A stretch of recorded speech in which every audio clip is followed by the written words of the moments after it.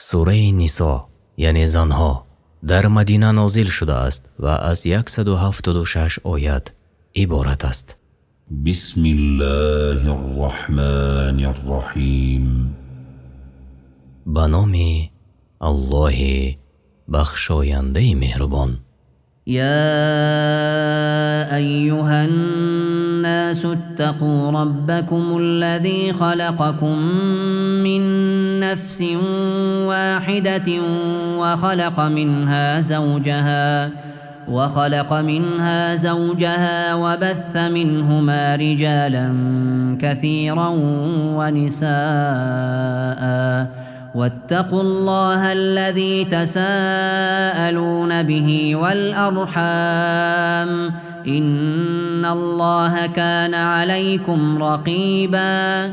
ای مردم، از پروردگارتان بترسید، پروردگاری که شما را از یک تن آفرید و همسرش را نیز از وی آفرید و از آن دو مردان و زنانی زیاد پهن کرد و از الله بترسید که به نام او از همدیگر سؤال میکنید و از ترک خویشاوندی بترسید، همانا الله در همه حالت بر شما نگهبان است. وآتوا اليتامى أموالهم ولا تتبدلوا الخبيث بالطيب ولا تأكلوا أموالهم إلى أموالكم إنه كان حوبا كبيرا. و الله دستور داد که به یتیمان مالهایشان را بدهید چون به سن بلوغ و به وای رسیدند و صلاحیت یافتند و اموال ناپاک را با مالهای پاک آمیزش نکنید و مالهایشان را با مالهای خودتان نخورید. پس هر کس جرأت کرد و مال آنها را همراه با مال خود خورد، براستی که گناه بزرگ انجام داده است. تفسیر سعدی. وإن خفتم ألا تقسطوا في اليتامى فانكحوا ما طاب لكم من النساء مثنى وثلاث ورباع فإن خفتم ألا تعدلوا فواحدة أو ما ملكت أيمانكم ذلك أدنى ألا تعولوا. و اگر ترسیدید که عدل نتوانید کرد درباره یتیم دخترانی که زیر سرپرستی شما قرار دارند، پس با زنانی دیگری که دوست دارید ازدواج کنید، با 2 یا 3 یا 4. پس اگر ترسیدید که نمی توانید عدل را به جای آورید، پس باید با یک زن کفایت کنید و یا با کنیزکانتان ازدواج کنید. این نزدیکتر است که ستم نکنید. وآتوا النساء صدقاتهن نحلة فإن طبن لكم عن شيء منه نفسا فكلوه هنيئا مريئا. و مهر زنان را به عنوان هدیه به آنها بدهید، پس نباید در دادن آن تأخیر ورزید و نباید از آن چیزی کم کنید. و اگر با رضایت خاطر چیزی از مهر خود به شما بخشیدند، پس آن را حلال و گوارا بخورید. یعنی در این آیت اشارت شده است که هرگاه زنی مکلف مهرش را طلب کند، باید به وی پرداخت شود، زیرا زن به سبب عقد ازدواج مالک مهر می گردد. تفسیر سعدی. ولا تؤتوا السفهاء أموالكم التي جعل الله لكم قياما وارزقوهم فيها واكسوهم وقولوا لهم قولا معروفا. و ای سرپرستان، مالهای خود را که الله آن را برای شما سبب استقامت زندگی گردانیده است به بیخیردان ندهید و از آن مالها خوراک و پوشاک آنها را بدهید و با آنان سخن خوب و شایسته بگوید. بیخیردان به معنای نابالغ، مجنون یعنی دیوانه و بی عقلان آمده است. وابتلوا اليتامى حتى إذا بلغوا النكاح فإن آنستم منهم رشدا فادفعوا إليهم أموالهم ولا تأكلوها إسرافا وبدارا أن يكبروا ومن كان غنيا فليستعفف ومن كان فقيرا فليأكل بالمعروف فإذا دفعتم إليهم أموالهم فأشهدوا عليهم وكفى بالله حسيبا. و یتیمان را بیازماید تا آنگاه که به سن ازدواج برسند. پس اگر در آنها صلاحیت دیدید اموالشان را به خودشان بسپارید و اموال آنها را پیش از آن که بزرگ یعنی کلان شوند به اسراف و شتاب نخورید. و هر کس که توانگر و ثروتمند باشد باید از گرفتن حق سرپرستی خودداری کند و هر کس که نیازمند باشد باید به صورت پسندیده و نیکو بخورد. پس وقتی که مالهایشان را به آنها سپاریدید کسانی را بر آنها به شاهدی گیرید در وقت دادن مال آنها تا شاهدی را اختیار کنید و الله برای حساب کردن کافی است. للرجال نصيب مما ترك الوالدان والأقربون وللنساء نصيب مما ترك الوالدان والأقربون مما قل منه أو كثر نصيبا مفروضا. برای مردان از آنچه که پدر و مادر و خویشاوندان باقی گذاشتند سهم است و برای زنان از آنچه که پدر و مادر و خویشاوندان باقی گذاشته‌اند سهم است. شاید بعضی گمان برند که زنان و کودکان بهره از میراث ندارند مگر در مال زیاد، چی آن سهم کم باشد و چی زیاد، و الله سهم هر یک را مقرر و مشخص کرده است. وإذا حضر القسمة أولو القربى واليتامى والمساكين فارزقوهم منه وقولوا لهم قولا معروفا. و هنگامی که در تقسیم میراث خویشاوندانی که وارث نیستند، یعنی منظور از خویشاوندانی هستند که در میراث سهم ندارند، و یتیمان و فقرای مستحق که حاضر شدند، از این مال که بیرنج و زحمت آن را به دست می آورید چیزی به آنها بدهید، پس خاطر آنها را آرام دهید، چرا که دادن این مال به شما زیان نمی رساند و به آنها سخن نیکو بگویید. تفسیر سعدی. وليخشى الذين لو تركوا من خلفهم ذرية ضعافا خافوا عليهم فليتقوا الله وليقولوا قولا سدیدا. و کسانی که پس از خود فرزندانی ناتوانی بر جای می گذارند و نگرانی آینده آنها هستند باید از ستم بر یتیمان مردم بترسند، پس در سرپرستی دیگران از الله بترسند و سخنی راست و درست بگویند. إن الذين يأكلون أموال اليتامى ظلما إنما يأكلون في بطونهم نارا وسيصلون سعيرا. بیگمان کسانی که اموال یتیمان را به ناحقی و ستمکارانه میخورند آتشی است که در شکمهایشان شعله میزند و آنها خود این آتش را در شکمهای خود فرو بردند و به آتشی سوزان وارد خواهند شد. يوصيكم الله في أولادكم للذكر مثل حظ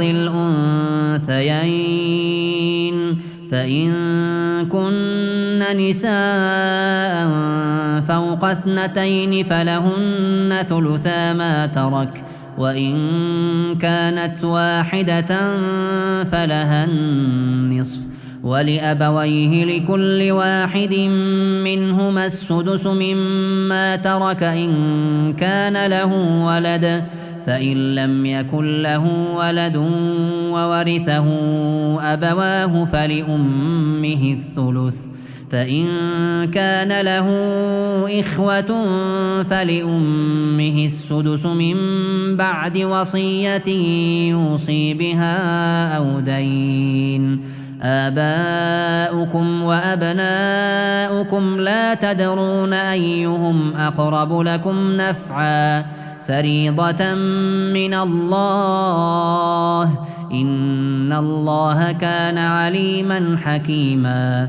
الله درباره فرزندانتان شما را فرمان می دهد که در وقت تقسیمات میراث حصه یک پسر به اندازه حصه دو دختر است و اگر فرزندان همه دختر و از دو بیشتر بودند از سه دو حصه ترکه مال آنهاست و اگر فرزند یک دختر بود نصف ترکه از آن است و اگر مرده دارای فرزند و پدر و مادر باشد به هر یک از پدر و مادر از 6 یک حصه ترکه می رسد و اگر مرده فرزند نداشت و وارث او پدر و مادرش بودند سهمی مادرش از 3 یک حصه ترکه است و اگر مرده برادران داشته باشد به مادرش از 6 یک حصه می رسد. یعنی همه اینها پس از انجام وصیتی که مرده به آن وصیت کرده و یا پس از قرض‌های است که برگردنی است. شما نمی‌دانید که پدرانتان و فرزندانتان کدام یکی در نفع رسانیدن به شما نزدیکتر است. این حصه معین کرده شده از جانب الله است و درستی که الله دانا و با حکمت است. ترکه یعنی آنچه مید گذاشته است آن را میراث میگویند. ولكم نصف ما ترك أزواجكم إن لم يكن لهن ولد فإن كان لهن ولد فلكم الربع مما تركن من بعد وصية يوصين بها أو دين ولهن الربع مما تركتم إن لم يكن لكم ولد فإن كان لكم ولد فلهن الثمن مما تركتم من بعد وصية توصون بها أو دين وإن كان رجل يورث كلالة أو امرأة وله أخ أو أخت فلكل واحد منهما السدس فإن كانوا أكثر من ذلك فهم شركاء في الثلث من بعد وصية يوصى بها أو دين غير مضار وصية من الله والله عليم حليم. و نیمه از دارایی همسرانتان برای شماست به شرطی که فرزند نداشته باشند. اما اگر فرزند داشتند پس از 4 یک حصه ترکه مال شماست. البته پس از انجام دادن وصیتی که بر آن وصیت کردند یا بعد از پرداخت قرضی که برگردن آنهاست و از 4 یک حصه دارایی شما مال آنهاست اگر شما فرزند نداشته باشد. ولی اگر فرزند داشته باشد از 8 یک حصه دارایی شما مال همسرانتان است. بعد از انجام وصیتی که شما با آن وصیت میکنید و بعد از پرداختن قرضی که بر عهده شماست و اگر مرد یا زنی که به صورت کلاله از او میراث داده می شود اگر برادر و خواهر داشته باشد برای هر یکی از آنها از 6 یک حصه است. پس اگر زیاد از 1 نفر بودند پس همه در از 3 یک حصه شریک هستند.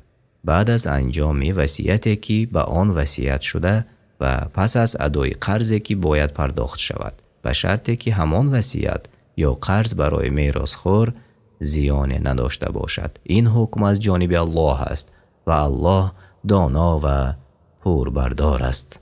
معنای کلاله یعنی مرد فوت کرد و پدر و فرزند ندارد. تلك حدود الله ومن يطع الله ورسوله يدخله جنات تجري من تحتها الأنهار خالدين فيها وذلك الفوز العظيم. این حدود مقرر کرده الهی است و هر کس اطاعت الله و پیامبرش کند الله او را وارد باغ‌های می‌کند که جایها در زیر آن روان است. آنان جاودانه در آن میمانند و این است پیروزی بزرگ. ومن يعص الله ورسوله ويتعد حدوده يدخله نارا خالدا فيها وله عذاب مهين.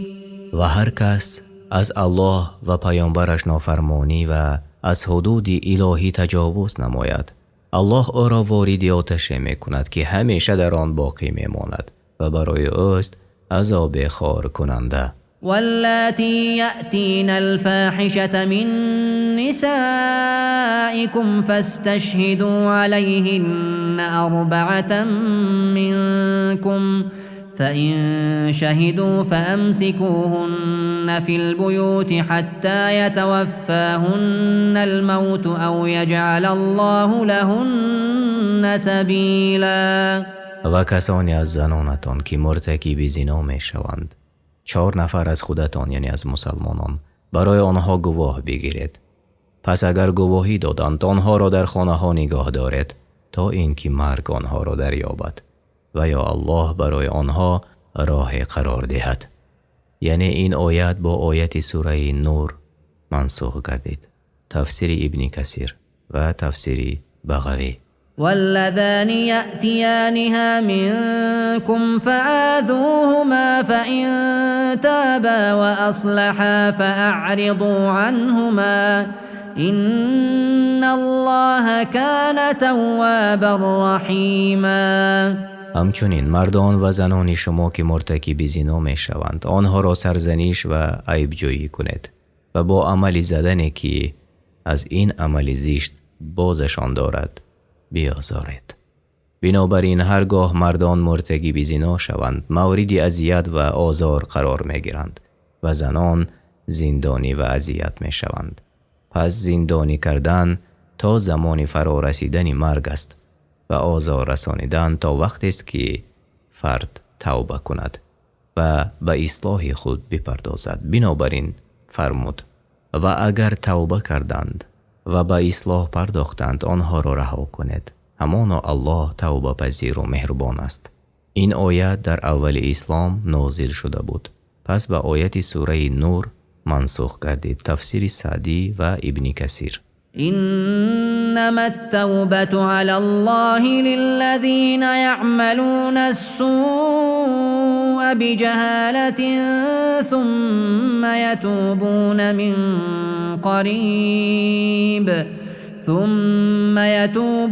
من قريب فأولئك يتوب الله عليهم وكان الله علیما حکیما. به درستی الله توبه کسانی را قبول می کند که از روی نادانی کاری بد انجام می دهند سپس زود توبه می کنند. پس الله توبه ایشان را قبول می کند و الله به خلق خود دانا و در تدبیر و تقدیرش با حکمت است. یعنی در این آیت الله می فرماید قبول کردن توبه حق است بر الله و الله برای کسی که از روی نادانی گناه کرده است از روی بخشش و بزرگواری آن را بر خود واجب گردانیده است تا بنده اش را ببخشد. تفسیر سعدی. وليست التوبة للذين يعملون السيئات حتى إذا حضر أحدهم الموت قال إني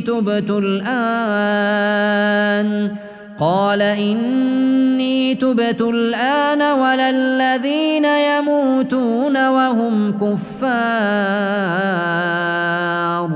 أولئك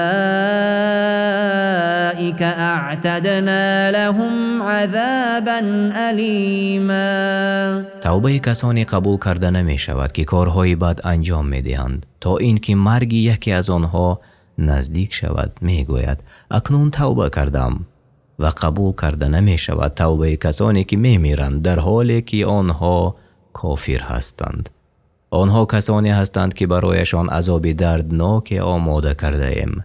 یعنی توبه کردن در حالت فرا رسیدن مرگ توبه مجبوری است و به توبه کننده فایده ندارد، بلکه توبه فایده آور است که از روی اختیار باشد. تفسیر سعدی. يا أيها الذين آمنوا لا يحل لكم أن ترثوا النساء كرها ولا تعضلوهن لتذهبوا ببعض ما آتيتموهن إلا أن يأتين بفاحشة مبينة وعاشروهن بالمعروف فإن كرهتموهن فعسى أن تكرهوا شيئا ويجعل الله فيه خيرا كثيرا. ای کسانی که ایمان آورده اید، برای شما حلال نیست که زنان را میراث گیرید و آنها ناخوش باشند و آنها را منع نکنید از نکاح با هر کی خواهند تا بعض آنچه را که به آنها داده اید به دست دارید، مگر این که آشکارا کاری بد بکنند و به آنها به طور شایسته زندگی کنید. و اگر هم آنها را نمی پسندید، پس شاید که شما چیزی را نمی پسندید و الله در آن خیر و نیکی فراوان را قرار می دهد. یعنی در جاهلیت که هرگاه یکی از آنها می مرد، برادرش یا عمک بچه هایش خود را به همسری برادرانش حقدارتر می دانست و زنی او را اجازت نمی داد که با دیگری ازدواج کند، خواه آن زن می خواست یا نمی خواست. و اگر برادر شوهر یا خویشاوندانش آن زن را می پسندید، وی را با مهر دلخواه خود به عقد خود می درآورد و اگر وی را نمی پسندید، او را تحت فشار قرار می داد و به عقد کسی دیگر می درآورد. تفسیر سعدی و تفسیر طبری. و این اردتم استبدال زوج مکان زوج و آتیتم إحداهن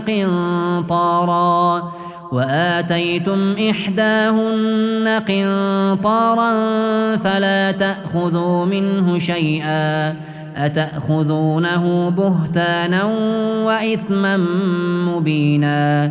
اگر خواستید زنی به جای زنی دیگر بگیرید و او را، یعنی زنی که جدا می شود، مالی بسیار داده اید، یعنی در مهر، پس از آن مال چیزی را باز نگیرید، بلکه آن را به طور کامل به وی داده و در دادن آن تأخیر نکنید. آیا می خواهید مهر را با بهتان و گناه آشکار بگیرید؟ وكيف تأخذونه وقد أفضى بعضكم إلى بعض وأخذن منكم ميثاقا غلیظا. و چگونه آن را پس میگیرید در حالی که با یکدیگر آمیزش کرده اید و زنان از شما پیمانی محکمی گرفتند؟ یعنی این بزرگترین ظلم است و اینچنین الله از شوهران پیمانی محکم گرفته است که حقوق همسرانشان را رعایت کنند. ولا تنكحوا ما نكح آباؤكم من النساء إلا ما قد سلف إنه كان فاحشة ومقتا وساء سبيلا. و با زنانی که پدرانتان با آنان ازدواج کردند ازدواج نکنید مگر آنچه که قبلا انجام داده شده بود، همانا این کار بسیار زشت و گناه و روش نادرستی بد است. حرمت عليكم أمهاتكم وبناتكم وأخواتكم وعماتكم وخالاتكم وبنات الأخ وبنات الأخت وأمهاتكم اللاتي أرضعنكم وأخواتكم من الرضاعة وأمهات نسائكم وربائبكم اللاتي في حجوركم من نسائكم اللاتي دخلتم بهن، فإن لم تكونوا دخلتم بهن فلا جناح عليكم، وحلائل أبنائكم الذين من أصلابكم، وأن تجمعوا بين الأختين إلا ما قد سلف، إن الله كان غفورا رحیما. الله بر شما حرام کرده است ازدواج با مادرانتان و خواهرانتان و عمه‌هایتان و خاله‌هایتان و دادرزاده‌هایتان و خواهرزاده‌هایتان و مادرانتان که به شما شیر دادند و خواهران شما از جهتی شیرخوارگی و مادران همسرانتان و دختران زنانتان که در زیر دست شما پرورش یافتند و با مادرهایشان آمیزش کرده اید و اگر با مادرهایشان آمیزش نکرده اید گناهی بر شما نیست و همسران پسرانتان که از پشت شما هستند و جمع دو خواهر با هم دیگر مگر آنچه در گذشته روی داده است، همانا الله بخشنده و مهربان است. یعنی این آیات در بر میگیرد ازدواج کردن با زنانی که با واسطه نسب، شیرخوارگی، خویشاوندی، از راه پیوندی زناشویی و جمع کردن یعنی با هم دیگر حرامند. والمحصنات من النساء إلا ما ملكت أيمانكم كتاب الله عليكم، وأحل لكم ما وراء ذلكم أن تبتغوا بأموالكم محصنين غير مسافحين، فما استمتعتم به منهن فآتوهن أجورهن فريضة، ولا جناح عليكم فيما تراضيتم به من بعد الفريضة، إن الله كان عليما حكيما. و زنان شوهردار بر شما حرامند مگر زنانی که آن را اسیر گرفته باشد که برایتان حلالند، این را الله برای شما مقرر گردانید. و غیر از اینها نیز زنان دیگر برایتان حلالند و می توانید با مالهای خود زنان را بجویید و با آنها ازدواج کنید به شرطی که پاک دامن باشند و خودتان را از زنا دور کنید. و اگر با زنی ازدواج کردید و از او بهره مند شدید پس باید مهر او را به عنوان فریضه بپردازید و بعد از تعیین مهر گناه بر شما نیست در آنچه که با یکدیگر توافق کنید. همانا الله به کار بندگانش دانا و در احکام و تدبیرش با حکمت است.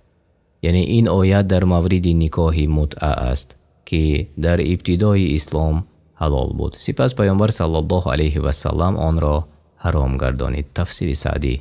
ومن لم يستطع منكم طولا أن ينكح المحصنات المؤمنات فمما ملكت أيمانكم من فتياتكم المؤمنات، والله أعلم بإيمانكم بعضكم من بعض، فانكحوهن بإذن أهلهن وآتوهن أجورهن بالمعروف محصنات غير مسافحات ولا متخذات أخدان، فإذا أحصن فإن أتين بفاحشة فعليهن نصف ما على المحصنات من العذاب، ذلك لمن خشي العنة منكم وأن تصبروا خير لكم، والله غفور رحیم. و اگر کسی از شما توانایی نداشت با زنان آزاد مؤمن ازدواج کند، پس با کنیزان مؤمن ازدواج کند و الله به ایمان شما آگاه است. بعضی از شما از بعضی دیگر هستید، پس با اجازت صاحبانشان با آنها ازدواج کنید و مهرشان را به طور شایسته بپردازید. کنیزان را برای ازدواج انتخاب کنید که پاک دامن باشند و آشکار مرتکب زنا نشوند و دوستان نامش را یعنی بیگانه و پنهانی برای خود اختیار نکنند و اگر پس از ازدواج مرتکب زنا شدند جزای آنها نصف جزای زنان آزاده است و آن جزا دره است. در حالت ازدواج کردن نتوانستند به زنهای آزاد، ازدواج با کنیزان برای کسی است که از فساد بترسد و اگر صبر کنید برایتان بهتر است و الله بخشنده و مهربان است. يريد الله ليبين لكم ويهديكم سنن الذين من قبلكم ويتوب عليكم والله عليم حكيم. الله می خواهد برای شما احکام خود را روشن نماید و شما را به راه کسانی که پیش از شما بودند یعنی از راه پیامبران و صالحان راهنمایی کند و توبه شما را بپذیرد و الله به صلاحیت بندگانش دانا و احکام او با حکمت است. والله يريد أن يتوب عليكم ويريد الذين يتبعون الشهوات أن تميلوا ميلا عظيما. و الله می خواهد توبه شما را بپذیرد و کسانی که پیروی شهوت ها هستند می خواهند شما را از راه راست به راه گمراهان و راه کسانی که الله با آنها خشم گرفته است بیراه کنند. يريد الله أن يخفف عنكم وخلق الإنسان ضعيفا. الله می خواهد احکام خود را برای شما آسان کند و انسان ناتوان آفریده شده است. يا أيها الذين آمنوا لا تأكلوا أموالكم بينكم بالباطل إلا أن تكون تجارة عن تراض منكم ولا تقتلوا أنفسكم إن الله كان بكم رحيما. ای کسانی که ایمان آورده اید، مالهایتان را در میان خود به ناحقی نخورید، یعنی به مثل دزدی، با زوری کشیده گرفتن مال کسی و غیره، مگر تجارتی باشد که از رضایت شما سرچشمه گیرد و یکدیگر را به سبب خوردن مال ناحق نکشید. همانا الله نسبت به شما مهربان است. ومن يفعل ذلك عدوانا وظلما فسوف نصليه نارا وكان ذلك على الله يسيرا. و کسی که چنین کاری را قصداً از روی دشمنی و ستم انجام دهد او را با آتش خواهیم سوزاند و این کار برای الله آسان است. إن تجتنبوا كبائر ما تنهون عنه نكفر عنكم سيئاتكم وندخلكم مدخلا كريما. اگر از گناهان کبیره که از آنها من کرده می شوید خودداری کنید، گناهانتان را می بخشم و شما را به جایگاهی بزرگوارانه داخل می کنیم. یعنی گناه کبیره گناه است که ایمان آدم را ضعیف می کند و یا بدون بال آن لعنت قرار داده شده است یا الله به مرتکب آن خشم می گیرد. تفسیر سعدی. ولا تتمنوا ما فضل الله به بعضكم على بعض للرجال نصيب مما اكتسبوا وللنساء نصيب مما اكتسبن واسألوا الله من فضله إن الله كان بكل شيء عليما. و آرزوی چیزی را نکنید که الله برخی از شما را با آن از برخی دیگر برتری داده است. برای مردان بهره است از آن چی به دست می آورند و برای زنان بهره است از آن چی به دست می آورند و از الله فضل او را بجوید. همانا الله بر هر چیز آگاه است. یعنی الله به هر کس چیزی را می دهد که شایستگی برخورداری آن را دارد و نعمتهای خود را به کسی نمی دهد که شایسته آن نباشد. ولكل جعلنا موالي مما ترك الوالدان والأقربون والذين عقدت أيمانكم فآتوهم نصيبهم إن الله كان على كل شيء شهيدا. و برای هر کسی وارثانه قرار داده ایم که باید از اموال پدر و مادر و خویشاوندانش برای او باقی گذاشته به وی داده شود و با کسانی که پیمان بسته اید نصیبشان را بدهید. بیگمان الله به هر چیز حاضر و آگاه است. الرجال قوامون على النساء بما فضل الله بعضهم على بعض وبما أنفقوا من أموالهم فالصالحات قانتات حافظات للغيب بما حفظ الله واللاتي تخافون نشوزهن فعظوهن واهجروهن في المضاجع واضربوهن فإن أطعنكم فلا تبغوا عليهن سبيلا إن الله كان عليا كبيرا. مردان سرپرستی زنان هستند به خاطر این که الله مردان را بر زنان برتری داده است و نیز به خاطر این که از مالهایشان خرج می کنند و لباس و مسکن آنها را تیار می نمایند. پس زنان صالحه آنهایی هستند که فرمان بردار الله بوده و در پنهانی و در غیب شوهرشان از آنها اطاعت می کنند و این از آن سبب است که الله آنها را محافظت نموده توفیق داده است و زنانی را که از سرکشی آنها بیم دارد آنها را نصیحت کنید، سپس بستر خود را جدا کنید، سپس آنها را بزنید. پس اگر از شما اطاعت کردند دیگر راهی برای ایشان نجوید، یعنی آنها را طلاق ندهید. همانا الله بلند مرتبه بزرگ قدر است. وإن خفتم شقاق بينهما فابعثوا حكما من أهله وحكما من أهلها إن يريدا إصلاحا يوفق الله بينهما إن الله كان عليما خبيرا.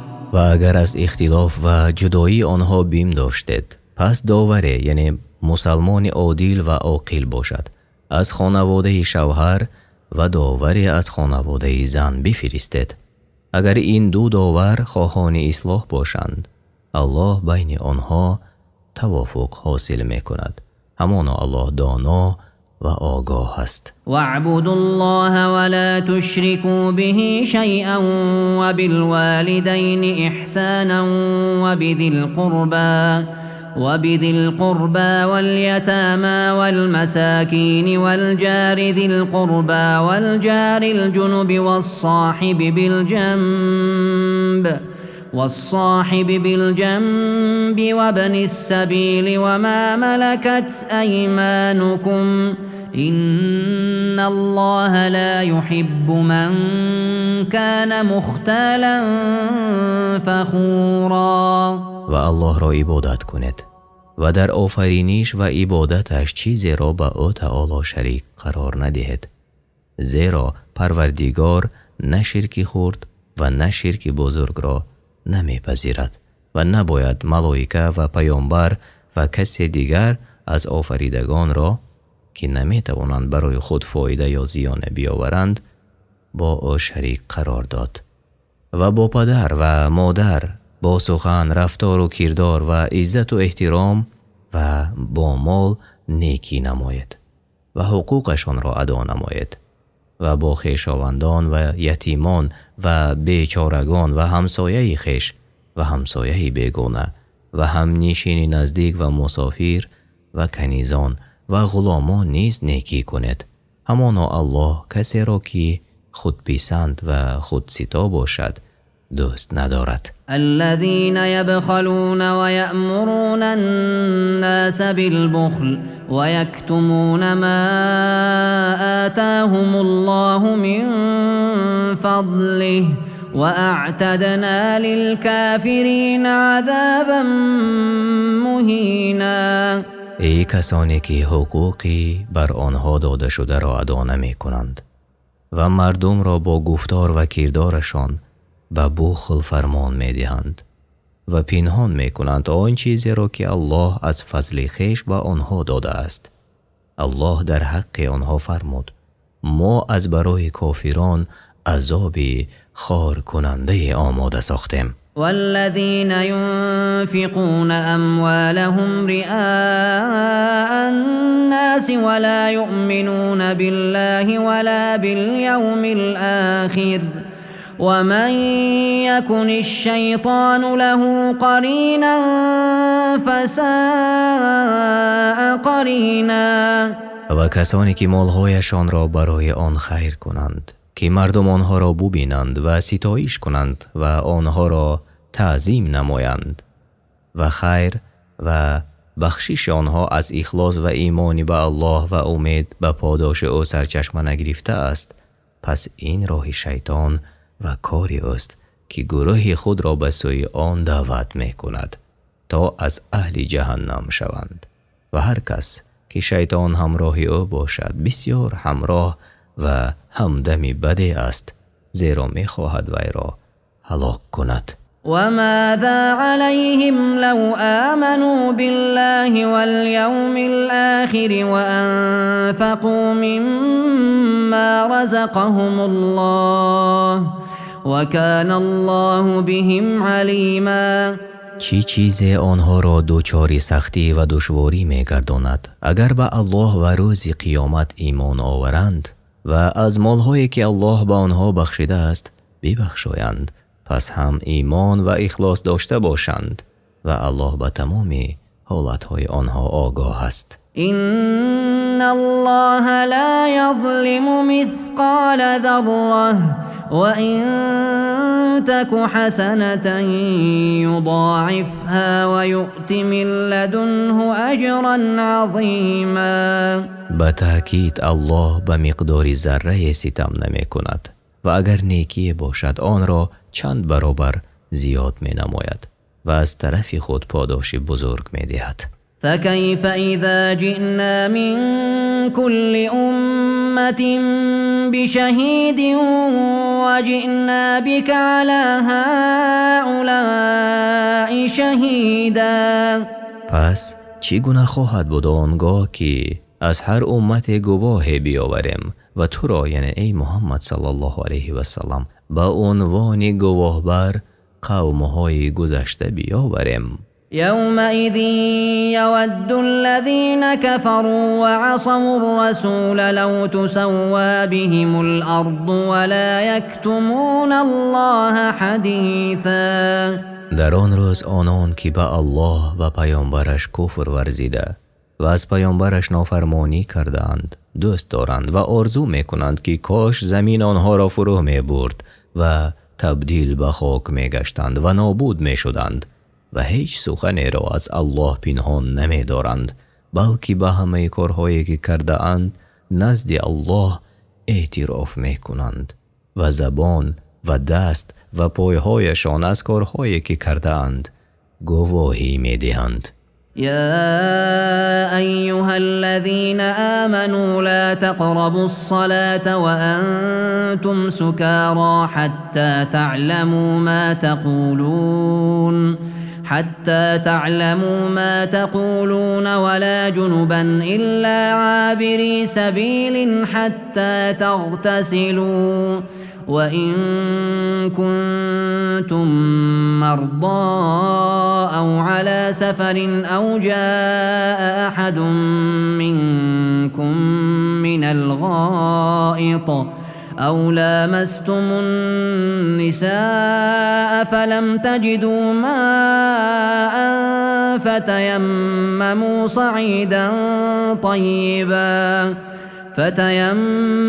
صعيدا طيبا فامسحوا بوجوهكم وأيديكم إن الله كان عفوا غفورا. ای کسانی که ایمان آورده اید، در حالی که مست هستید در نماز نایستید تا وقتی که بدانید چی میگوید، و در حالی که جنوب هستید در نماز نایستید و به مکانهای یعنی مسجدهایی که نماز گزاریده می شود نزدیک نشوید، مگر کسانی از شما که می خواهند از یکی از درهای مسجد وارد شده و از در دیگری خارج شوند، یعنی رهگذر باشد، تا وقتی که طهارت بگیرید.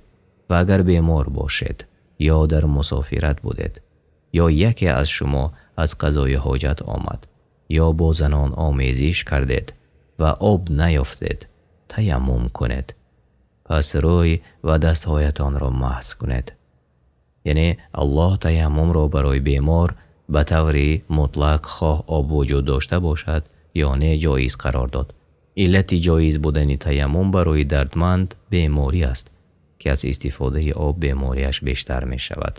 تیمم را در سفر نیز جایز قرار داده است، زیرا گمان می رود که در سفر آب یافت نشود. و همچنین هرگاه انسان به سبب قضای حاجت یا آمیزش با زنان ناپاک شد، اگر آب را نیافت برایش جایز است تیمم کند، خواه در سفر باشد یا نه. همان طور که عموم آیت بر این مطلب دلالت می کند. همانا الله عفو کننده و آمرزنده است. معنای تیمم با هر آن چیزی که از سطح زمین بالا باشد و غبار داشته باشد یا نه، خواه خاک باشد یا درخت یا سنگ یا گیاه، و شرطی که پاک باشد انجام می شود. ألم تر إلى الذين أوتوا نصيبا من الكتاب يشترون الضلالة ويريدون أن تضلوا السبيل. مگر نمی بینی کسانی را که بهره از کتاب داده شدند، یعنی یهودان مدینه، که گمراهی را می خرند و می خواهند شما هم یعنی ای مؤمنان گمراه شوید؟ پس آنها به نهایت به گمراه کردن شما مشغول هستند و تلاش خود را در این راه صرف می کنند. والله اعلم باعدائكم وكفى بالله وليا وكفى بالله نصيرا. و الله دشمنان شما را بهتر می شناسد و کافی است که الله سرپرست شما باشد و کافی است که الله یاور شما باشد. من الذين هادوا يحرفون الكلم عن مواضعه ويقولون سمعنا وعصينا واسمع غير مسمع وراعنا ليا بألسنتهم وطعنا في الدين ولو أنهم قالوا سمعنا وأطعنا واسمع وانظرنا لكان خيرا لهم وأقوم ولكن لعنهم الله بكفرهم فلا يؤمنون إلا قليلا. گروهی از یهودیان سخنان را از جایگاهشان دیگرگون کرده و میگویند شنیدیم و نافرمانی کردیم و بیشنو کاش که ناشنوا گردی، یعنی و میگفتند ما را رعایت کن. آنها با استفاده این گونه کلمه ها و پیچ دادن زبانشان به عیب جویی از دین به پیامبر می پرداختند و در میان خود این مطلب را با روشنی بیان می کردند. سپس الله آنها را به انجام آنچه که برایشان بهتر است راهنمایی نمود و فرمود.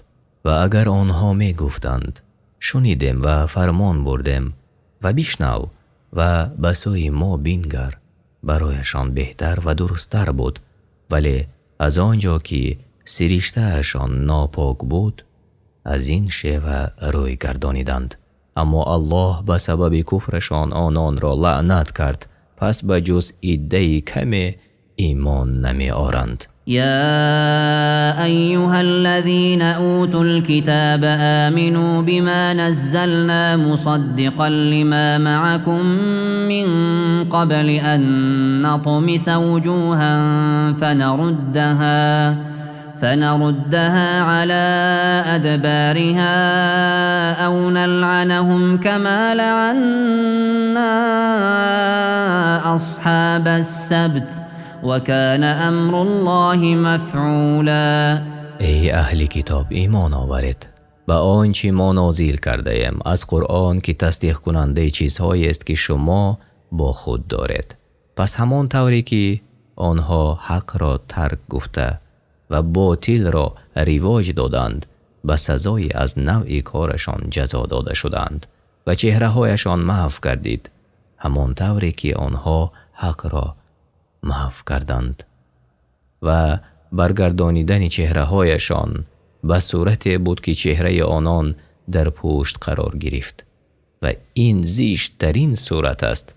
یا آنها را لعنت کنیم همان طوری که یاران شنبه را لعنت کردیم، یعنی آنها را از رحمت خود دور نمود و تبدیل به میمون گرداند، همان طور که الله با برادرانشان که در روز شنبه تجاوز و سرپیچی کردند چنین کرد و فرمان الله انجام شدنی است. ان الله لا یغفر ان یشرک به و یغفر ما دون ذلك لمن یشاء و من یشرک بالله فقد افترى اثما عظیما. به درستی که الله نمی آمرزد که او را شرک مقرر کرده شود و گناهان پایین تر از آن را برای هر کسی که بخواهد، یعنی از گناهان صغیره و کبیره می آمرزد و هر کس به الله شرک ورزد گناه بزرگی را صادر کرده است. الم تر الى الذين يزكون انفسهم بل الله يزكي من يشاء ولا يظلمون فتیلا. آیا کسانی را نمی بینی که خود را پاک می شمارند، بلکه الله هر کس را که بخواهد پاک می سازد، یعنی او را به سبب ایمان و عمل صالح و آراستگی و اخلاق زیبا پاک می گرداند. الله هر کس را که بخواهد و به اندازه رشته ستم نخواهد شد، یعنی رشته در میان دانه خرما است. اما یهودیان گرچه خود را پاک بدانند و دعوا کنند که به راه راست هستند، دروغگو می باشند و به سبب ستم و کفرشان از خصلت‌های پاکان بهره ندارند و الله بر آنها ستم روا نداشته است، حتی به اندازه رشته باریکی که در پوست خرما هست. انظر كيف يفترون على الله الكذب وكفى به اثما مبینا. نگاه کن چگونه به پاک قرار دادن خود به الله دروغ می بندند و این بزرگترین دروغ است به الله نسبت داده می شود و کافی است که این دروغ آشکار باشد.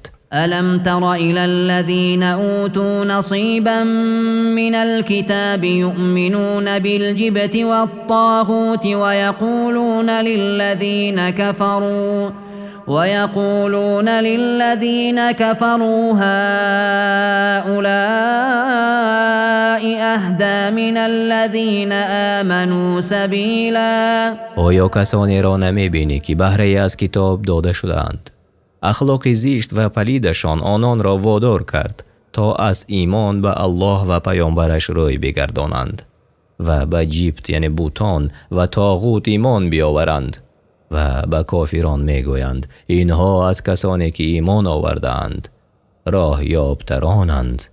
معنای جبت و طاغوت: ایمان به جبت و طاغوت شامل هر عبادت است که به غیر الله انجام داده می شود یا حکم کردن به غیر از آنچه که الله مشروع نموده است. پس سحر و غیبگویی و پرستش غیر الله و اطاعت شیطان همه از دلیل جیبت و طاغوتند. أولئك الذين لعنهم الله ومن يلعن الله فلن تجد له نصيرا. آنها کسانی هستند که الله آنها را از رحمت خودش دور نموده است و هر کسی که الله او را لعنت کند برای او یاری دهنده نخواهی یافت که او را سرپرستی کند و او را از ناراحتی ها محافظت نماید.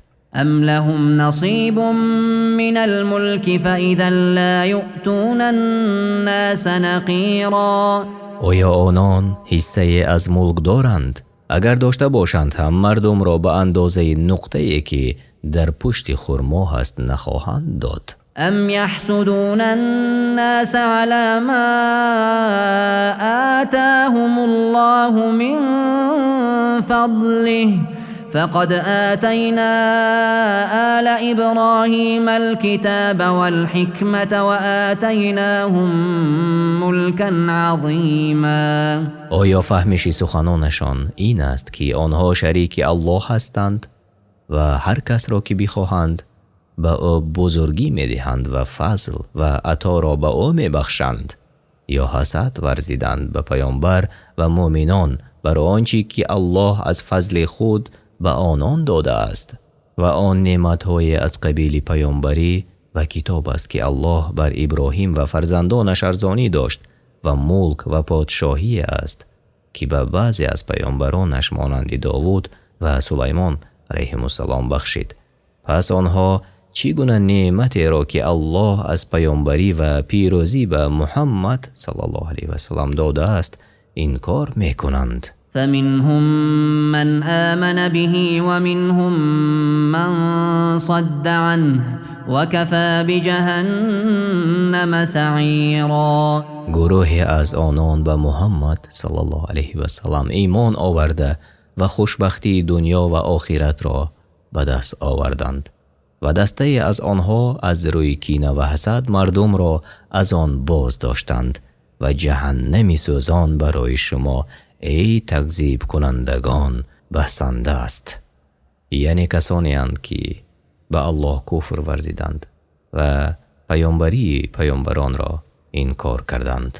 إن الذين كفروا بآياتنا سوف نصليهم نارا كلما نضجت جلودهم بدلناهم جلودا غيرها ليذوقوا العذاب إن الله كان عزيزا حكيما. آنان که آیات ما را انکار کردند آنها را به آتشی که بزرگ است و حرارتش بسیار بلند است می سوزانیم.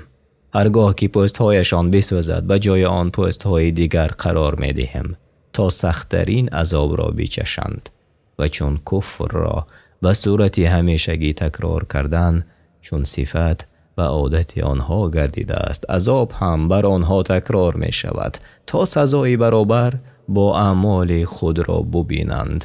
همانا الله عزیز و حکیم است. والذين آمنوا وعملوا الصالحات سندخلهم جنات تجري من تحتها الأنهار خالدين فيها أبدا لهم فيها أزواج مطهرة وندخلهم ظلا ظليلا.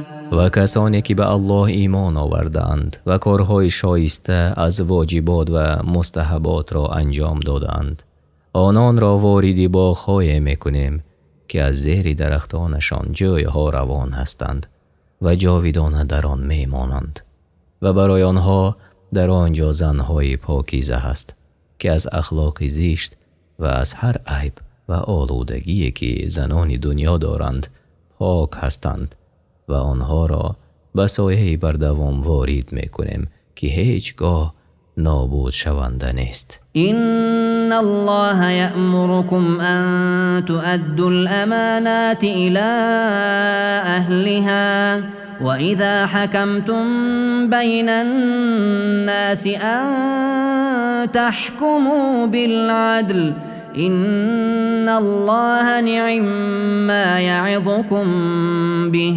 إن الله كان سمیعا بصیرا. همانا الله شما را فرمان می دهد تا امانت را به صاحبانشان برساند. پس اگر کسی امانت را به غیر صاحبش داده باشد، امانت را نرسانیده است و هنگامی که میان مردم حکم میکنید از روی عدل حکم کنید. همانا الله شما را به بهترین حکمها پند می دهد. هر آینه الله شنوا و بینا است. يا أيها الذين آمنوا أطيعوا الله وأطيعوا الرسول وأولي الأمر منكم فإن تنازعتم في شيء فردوه إلى الله والرسول إن كنتم تؤمنون بالله واليوم الآخر ذلك خير وأحسن تأویلا. ای کسانی که ایمان آورده اید، اطاعت الله و پیامبر و اولوالامر مسلمانان کنید و هر کس که پیامبر را پیروی کند الله را پیروی کرده است. اما مسئولین و حکما زمانی به فرمان بردن از آنها دستور داده می شود که فرمان آنها گناه نباشد و چون در چیز اختلاف کردید آن را به الله و به پیامبر برگردانید. اگر به الله و روز قیامت ایمان دارید این برای شما بهتر و خوشتر است. تفسیر سعدی. ألم تر إلى الذين يزعمون أنهم آمنوا بما أنزل إليك وما أنزل من قبلك يريدون أن يتحاكموا إلى الطاغوت وقد أمروا أن يكفروا به ويريد الشيطان أن يضلهم ضلالا بعيدا. آیا تعجب نمی کنی از کسانی که دعوا می کنند با آنچه بر پیامبر و پیش از او نازل شده است ایمان آورده اند، اما با این وجود می خواهند برای حکم کردن و پیش طاغوت بروند و هر کس که بغیر از آنچه الله مشروع نموده است حکم کند طاغوت است، در حالی که به آنان دستور داده شده است که به طاغوت کفر ورزند. زیرا حقیقت ایمان آن است که فرد مؤمن برابر قانون الله تسلیم شود. پس هر کس دعوا کند مؤمن است اما حکم طاغوت را بر حکم الله برتر حسابد، دروغ میگوید و شیطان میخواهد آنها را گمراه و از حق بسیار دور نماید. تفسیر سعدی. وإذا قيل لهم تعالوا إلى ما أنزل الله وإلى الرسول رأيت المنافقين يصدون عنك صدودا. و چون به ایشان گفته شود بیایید به سوی آنچه که الله نازل کرده و به سوی پیامبر، منافقان را میبینی که به تو پشت میگردانند و از تو باز میدارند. فكيف إذا أصابتهم مصيبة بما قدمت أيديهم ثم جاءوك يحلفون بالله إن أردنا إلا إحسانا وتوفيقا. پس حال این گمراهان چگونه خواهد بود وقتی که به سبب گناهانی که با دست خود انجام دادند و این که طاغوت را حاکم قرار دادند به مصیبت و بلای گرفتار شوند، سپس پیش تو می آیند و برای کاری که انجام دادند عذر می آورند و به الله سوگند می خورند که مقصد خیرخواهی و آشتی دادن دو طرف داشتند، در حالی که آنان دروغ می گویند. أولئك الذين يعلم الله ما في قلوبهم فأعرض عنهم وعظهم وقل لهم في أنفسهم قولا بلیغا. آنها کسانی اند که الله می داند در دلهایشان چه نفاق و نیت بدی وجود دارد. پس به آنان توجه نکن و با آنها روبرو نشو و پندشان بده و آنان را به صورت مخفیانه و در خلوت نصیحت کن، زیرا نصیحت در تنهایی برای کامیابی و مقصود موافق تر است و در سرزنش و بیرون آوردن آنها مبالغه کن و زیاد کوشش بکن. وما أرسلنا من رسول إلا ليطاع بإذن الله ولو أنهم إذ ظلموا أنفسهم جاءوك فاستغفروا الله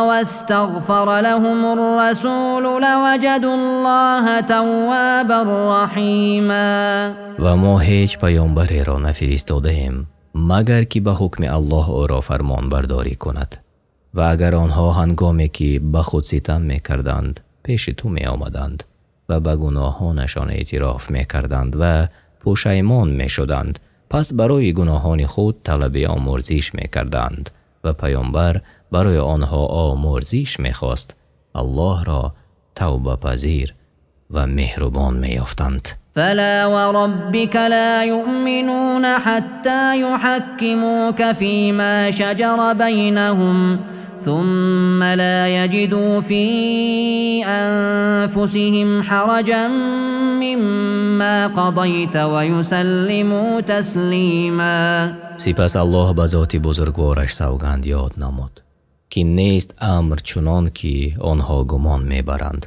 که آنها مؤمنانند و بعد از آن به حکم تو راضی نمی شوند و تو را در همه اختلافات خود حاکم قرار نمی دهند و باید ملال از حکم تو در دل خود نداشته و کاملا تسلیم باشند. اختیار نمودن حکم رسول صلی الله علیه و سلم و راضی بودن و تسلیم شدن و آنچه آورده است از نزد الله در همه حالتهای حیات از نشانه صدق ایمان است.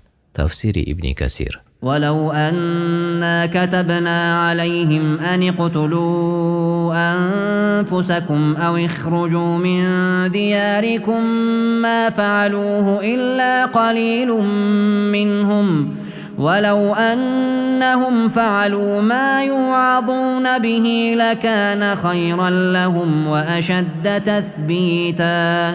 و اگر بر آنها یعنی منافقانی که حکم طاغوت را بر حکم الله برتر داشتند واجب می‌گرداندیم که خویشتن را بکشید یا از سرزمین هایتان بیرون بروید، جز شماره اندکی از آنها چنین نمی کردند و اگر آنچه را می کردند که به آن پند داده می شوند همانا برای آنها بهتر و استوارتر می نمود.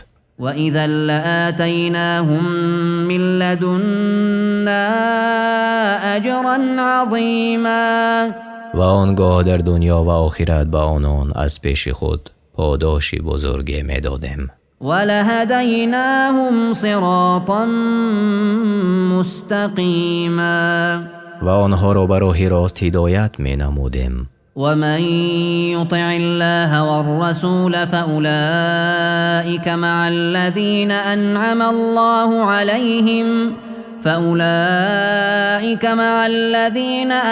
الله عليهم من النبيين والصديقين والشهداء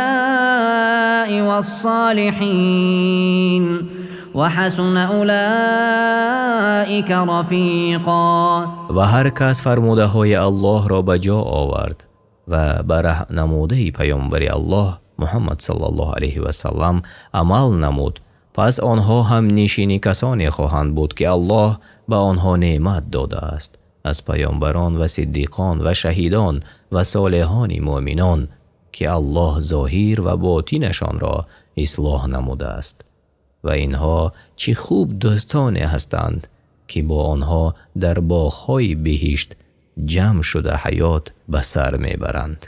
معنای صدیقان آنانی که با تمام آنچه که پیامبران آوردند از اعتقاد، گفتار و عمل به طور کامل تصدیق نمودند و معنای شهیدان آنانی که در راه الله جان سپاری نمودند. ذلك الفضل من الله وكفى بالله علیما. این بخشش هست از جانب الله و بسنده است که الله به حال بندگانش داناست و می داند از آنها کی سزاوار ثواب بسیار می شود. يا أيها الذين آمنوا خذوا حذركم فانفروا ثبات أو انفروا جميعا. ای کسانی که ایمان آورده اید به مقابل دشمنانتان آمادگی خود را ببینید و گروه گروه یا همه جمع آمده بیرون به جنگ بروید. و این منکم لمن لیبطئن فإن أصابتكم مصيبة قال قد أنعم الله علي إذ لم أكن معهم شهيدا. و ای مؤمنان، گروهی از شما هستند که در جهاد در راه الله سستی می کنند. اگر مصیبتی به شما برسد، یعنی از قبیل شکست خوردن و کشته شدن و پیروز شدن دشمنان بر شما، فردی که در جهاد شرکت نکرده است می گوید براستی الله به من لطف نمود که با آنان همراه و حاضر نبودم. ولئن أصابكم فضل من الله ليقولن كأن لم تكن بينكم وبينه مودة يا ليتني كنت معهم فأفوز فوزا عظيما. و اگر به شما رحمت و فضل یعنی پیروزی یا غنیمت به دست آوردن از جانب الله برسد، البته این منافق حسدخور حسرت کنان چنان که گویی هرگز میان شما و میان وی دوستی نبود می گوید کاش همراه آنها بودم و خیلی بهره می بردم و به موفقیت بزرگ دست می افتم.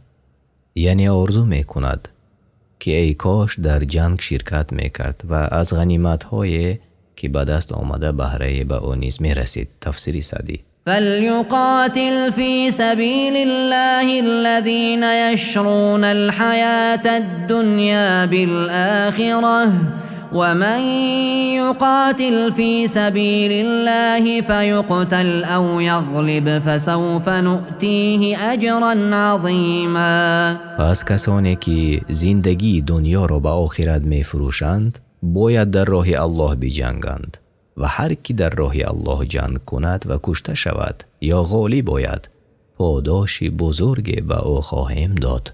وما لكم لا تقاتلون في سبيل الله والمستضعفين من الرجال والنساء والولدان الذين يقولون ربنا أخرجنا من هذه القرية الظالم أهلها واجعل لنا من لدنك وليا واجعل لنا من لدنك نصيرا. و چیست شما را ای مؤمنان که در راه الله و برای نجات بیچارگان از مردان و زنان و کودکان جنگ نمی کند؟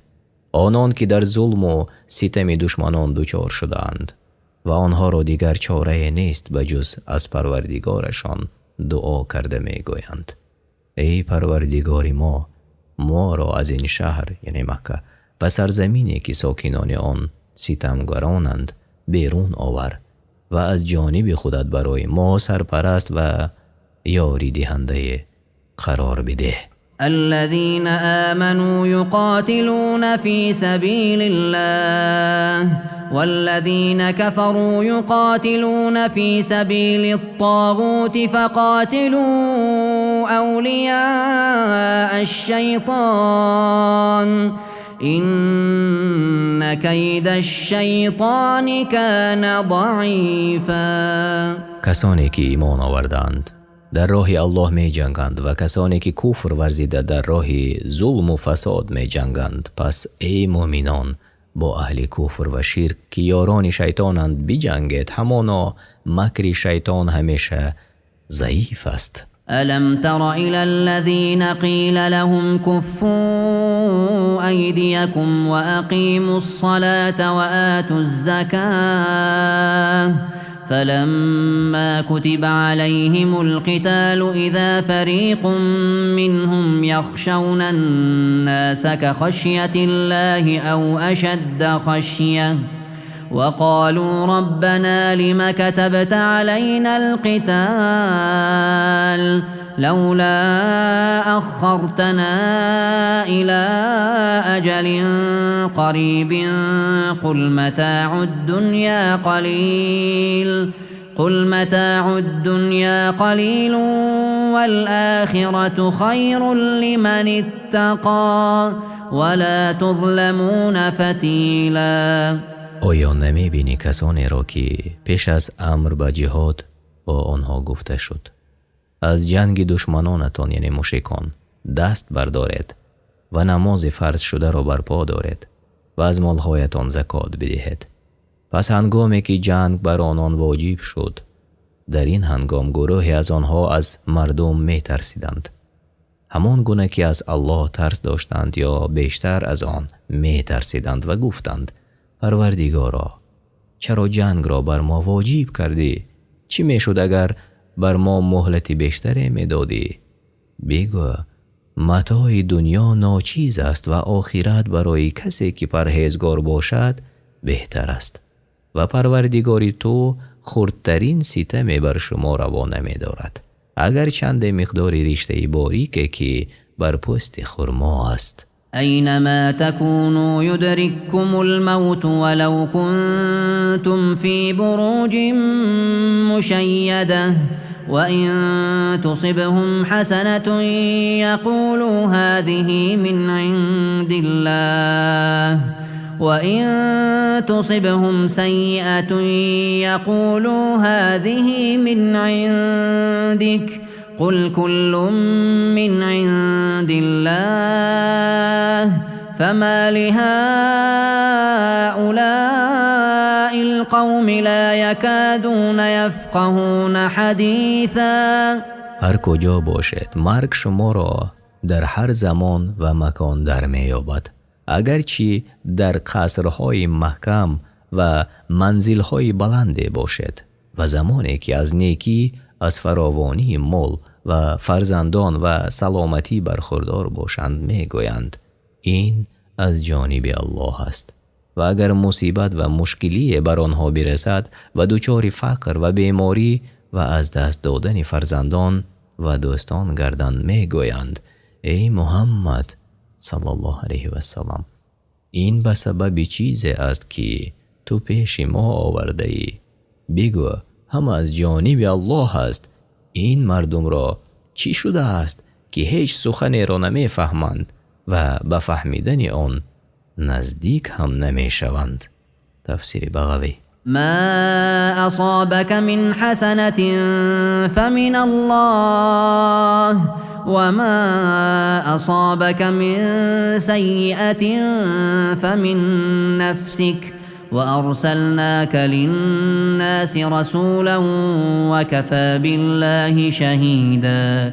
و اگر در دنیا و دین به تو نیکی و خوبی برسد از جانب الله است و الله آن را به تو ارزانی داشته و سببهای آن را برایت آسان نموده است و بدی به بلایی که در دین و دنیا به تو میرسد از جانب خودت می باشد و ما تو را به عنوان پیامبری برای مردم فرستادیم و کافی است که الله گواه باشد. من يطع الرسول فقد أطاع الله ومن تولى فما أرسلناك عليهم حفيظا. هر کس اطاعت پیامبر کرد براستی که اطاعت الله کرده است زیرا پیامبر امر و نهی نمی کند مگر به امر الله و وحی و هر کس از فرمان برداری و اطاعت الله و پیامبرش روی برگردانید فقط به خودش ضرر آورده است و تو را به عنوان نگهبان بر آنها نفرستاده ایم تا نگهبان اعمال آنها باشی بلکه تو را فقط به عنوان بیان کننده فرستاده ایم. ويقولون طاعة فإذا برزوا من عندك بيت طائفة منهم غير الذي تقول والله يكتب ما يبيتون فأعرض عنهم وتوكل على الله وكفى بالله وكیلا.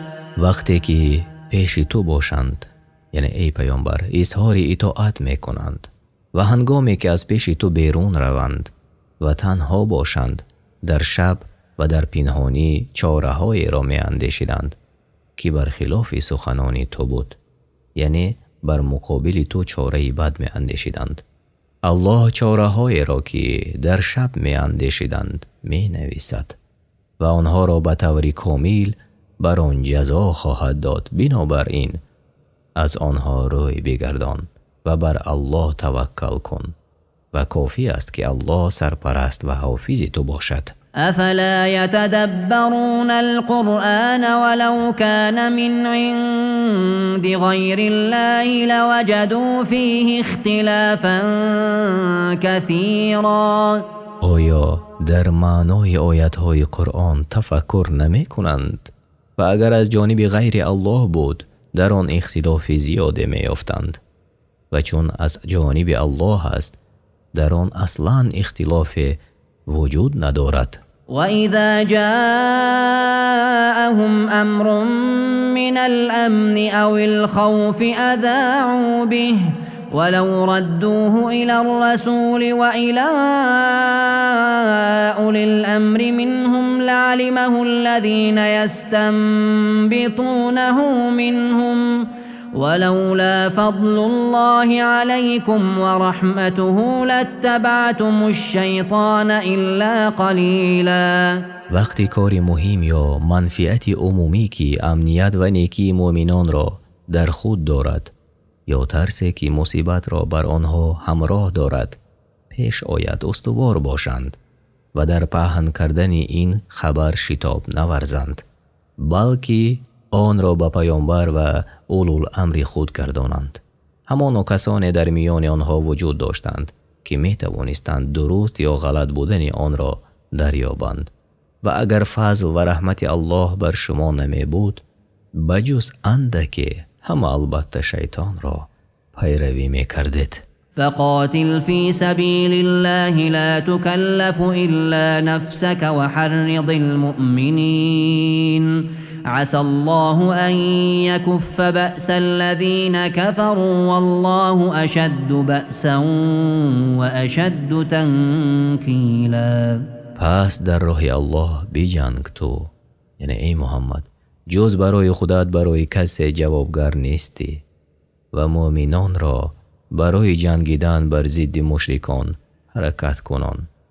باشد که الله قدرت کافران را به سبب این که شما در راه او می جنگید و یکدیگر را بر آن رغبت می کنید باز دارد و قدرت و عزت الله بیشتر است و عذاب و جزای او برای گناهکاران سخت‌تر است. من يشفع شفاعة حسنة يكن له نصيب منها ومن يشفع شفاعة سيئة يكن له كفل منها وكان الله على كل شيء مقيتا. پس هر کس که دیگری را در کار خیر یاری دهد او را از ثواب آن بهره باشد و هر کس دیگری را بر انجام کاری بد یاری کند او را از عذاب آن حصه باشد و الله بر هر چیز گواه و حافظ است. وَإِذَا حُيِّيتُم بِتَحِيَّةٍ فَحَيُّوا بِأَحْسَنَ مِنْهَا أَوْ رُدُّوهَا إِنَّ اللَّهَ كَانَ عَلَى كُلِّ شَيْءٍ حَسِيبًا. هرگاه به شما سلام گفته شد بهتر از آن یا مانند همان جواب بگوید. البته الله بر هر چیز حسابرس است. پس الله عملهای نیک و بد و خرد و کلان بندگانش را ثبت می نماید. الله لا إله إلا هو ليجمعنكم إلى يوم القيامة لا ريب فيه ومن أصدق من الله حديثا. جز الله هیچ معبودی بر حق نیست. حتما شما را در روزی که هیچ شک در آن نیست جمع می آورد. و چی کسی از الله راستگوی تر است؟ فما لكم في المنافقين فئتين والله أركسهم بما كسبوا أتريدون أن تهدوا من أضل الله ومن يضلل الله فلن تجد له سبيلا. شما یعنی ای مؤمنان چرا درباره منافقان دو گروه شده اید که برای شما شایسته نیست در مورد آنها دچار اشتباه شوید و شک کنید، حال آنکه الله آنها را به سبب کردار بدشان و به سبب آنچه انجام دادند سرنگون ساخته است. آیا می خواهید کسی را هدایت کنید که الله او را گمراه کرده است؟ و هر کس را که الله از دینش گمراه سازد برای او راه هدایت نخواهی یافت. ودوا لو تكفرون كما كفروا فتكونون سواء فلا تتخذوا منهم أولياء حتى يهاجروا في سبيل الله فإن تولوا فخذوهم واقتلوهم حيث وجدتموهم ولا تتخذوا منهم وليا ولا نصيرا. منافقان دوست دارند که شما مانند آنها کافر شوید. اگر شما حقیقت آنچه را که دلهایتان تصدیق نموده بود انکار کنید مثل آن که دلهای آنها انکار کرده اند آنگاه شما و آنها برابر می شوید. پس از آنها برای خود دوستان نگیرید مگر که در راه الله هجرت کنند و این دلیل بر صدق ایمان آنها است. پس اگر روی گردانیدند آنها را بگیرید و هر کجا که یافتید بکشید و از آنها دوست و یاری دهنده نگیرید. إلا الذين يصلون إلى قوم بينكم وبينهم ميثاق أو جاءوكم حصرت صدورهم أن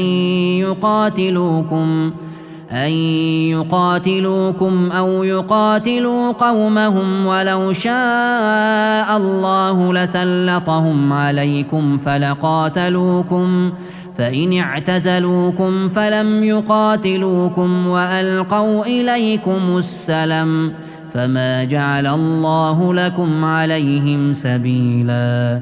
مگر کسانی که با گروه پیوند پیدا می کنند که میان شما و آنان پیمان است پس با آنها نجنگید و این چنین کسانی که نزد شما می آیند در حالی که نمی خواهند با شما بجنگند و نمی خواهند با قومشان بجنگند پس آنها نه همراه شمایند و نه همراه قومشان پس با آنها نجنگید و اگر الله می خواست آنها را بر شما حکمران و پیروز می گرداند و آنان همراه دشمنان شما یعنی مشرکان با شما می جنگیدند ولیکن الله با فضل و قدرتش آنها را از شما نگه داشت. بنابراین اگر از شما کناره‌گیری کردند و با شما نجنگیدند و پیشنهاد صلح کردند الله برای شما هیچ راه بر ضد آنها نگشاده است. ستجدون آخرين يريدون أن يأمنوكم ويأمنوا قومهم كلما ردوا إلى الفتنة أركسوا فيها فإن لم يعتزلوكم ويلقوا إليكم السلم ويكفوا أيديهم فخذوهم واقتلوهم حيث ثقفتموهم وأولئكم جعلنا لكم عليهم سلطانا مبینا. گروه دیگری را از منافقان خواهید یافت که می‌خواهند که از جانب شما در امان باشند پس برایتان ایمان را ظاهر می‌کنند و می‌خواهند که از جانب قومشان در امان باشند پس برایشان کفر را ظاهر می‌کنند. هرگاه به سوی کفر و اهل آن خوانده شوند در آن فرو می روند، یعنی همیشه بر کفر و نفاق خود باقی هستند. پس اگر از شما کنارگیری نکردند و به شما پیشنهاد صلح ننمودند و از جنگ با شما دست برداشتند، آنها را اسیر بگیرید و هر کجا آنان را یافتید بکشید. آنان کسانی هستند که ما دلیل آشکار بر قتل و اسیر گرفتن آنها به شما داده ایم. وما كان لمؤمن أن يقتل مؤمنا إلا خطأ ومن قتل مؤمنا خطأ فتحرير رقبة مؤمنة ودية مسلمة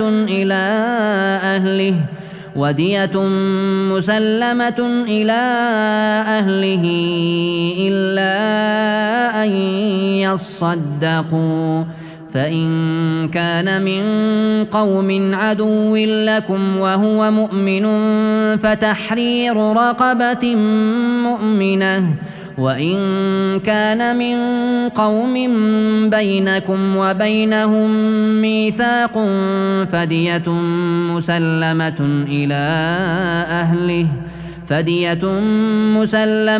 إلى أهله وتحرير رقبة مؤمنة، فمن لم يجد فصيام شهرين متتابعين توبة من الله وكان الله عليما حكيما.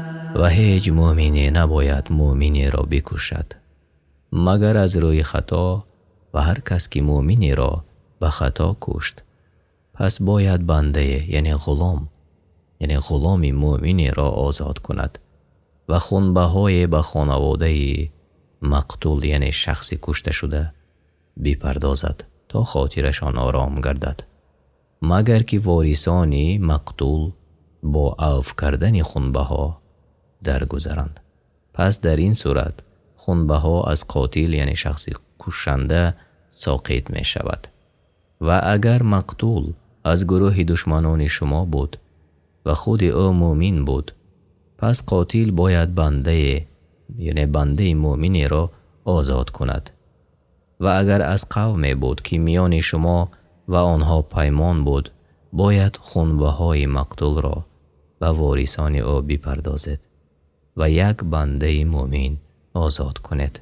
و هر کس بنده نیافت و قیمت آن را نیز نداشت که در عوض بنده پرداخت کند، پس باید 2 ماه پیاپی روزه بگیرد. الله این را یعنی به عنوان قبول توبه مقرر داشته است و الله دانا است به حقیقت حال بندگانش و حکیم است و آنچه که در شریعت خود برای بندگانش مقرر کرده است. ومن يقتل مؤمنا متعمدا فجزاؤه جهنم خالدا فيها وغضب الله عليه ولعنه وأعد له عذابا عظيما. و هر کس مؤمنی را به قصد بکشد پس جزای او جهنم است و همیشه در آن میماند و الله بر او خشم میگیرد و او را لعنت کرده است و برای او عذابی بزرگ آماده کرده است. ولیکن الله اهل ایمان را میبخشد و به فضل خویش آنها را در جهنم ابدا نمیگذارد. يا أيها الذين آمنوا إذا ضربتم في سبيل الله فتبينوا ولا تقولوا لمن ألقى إليكم السلام لست مؤمنا تبتغون عرض الحياة الدنيا فعند الله مغانم كثيرة كذلك كنتم من قبل فمن الله عليكم فتبينوا إن الله كان بما تعملون خبيرا.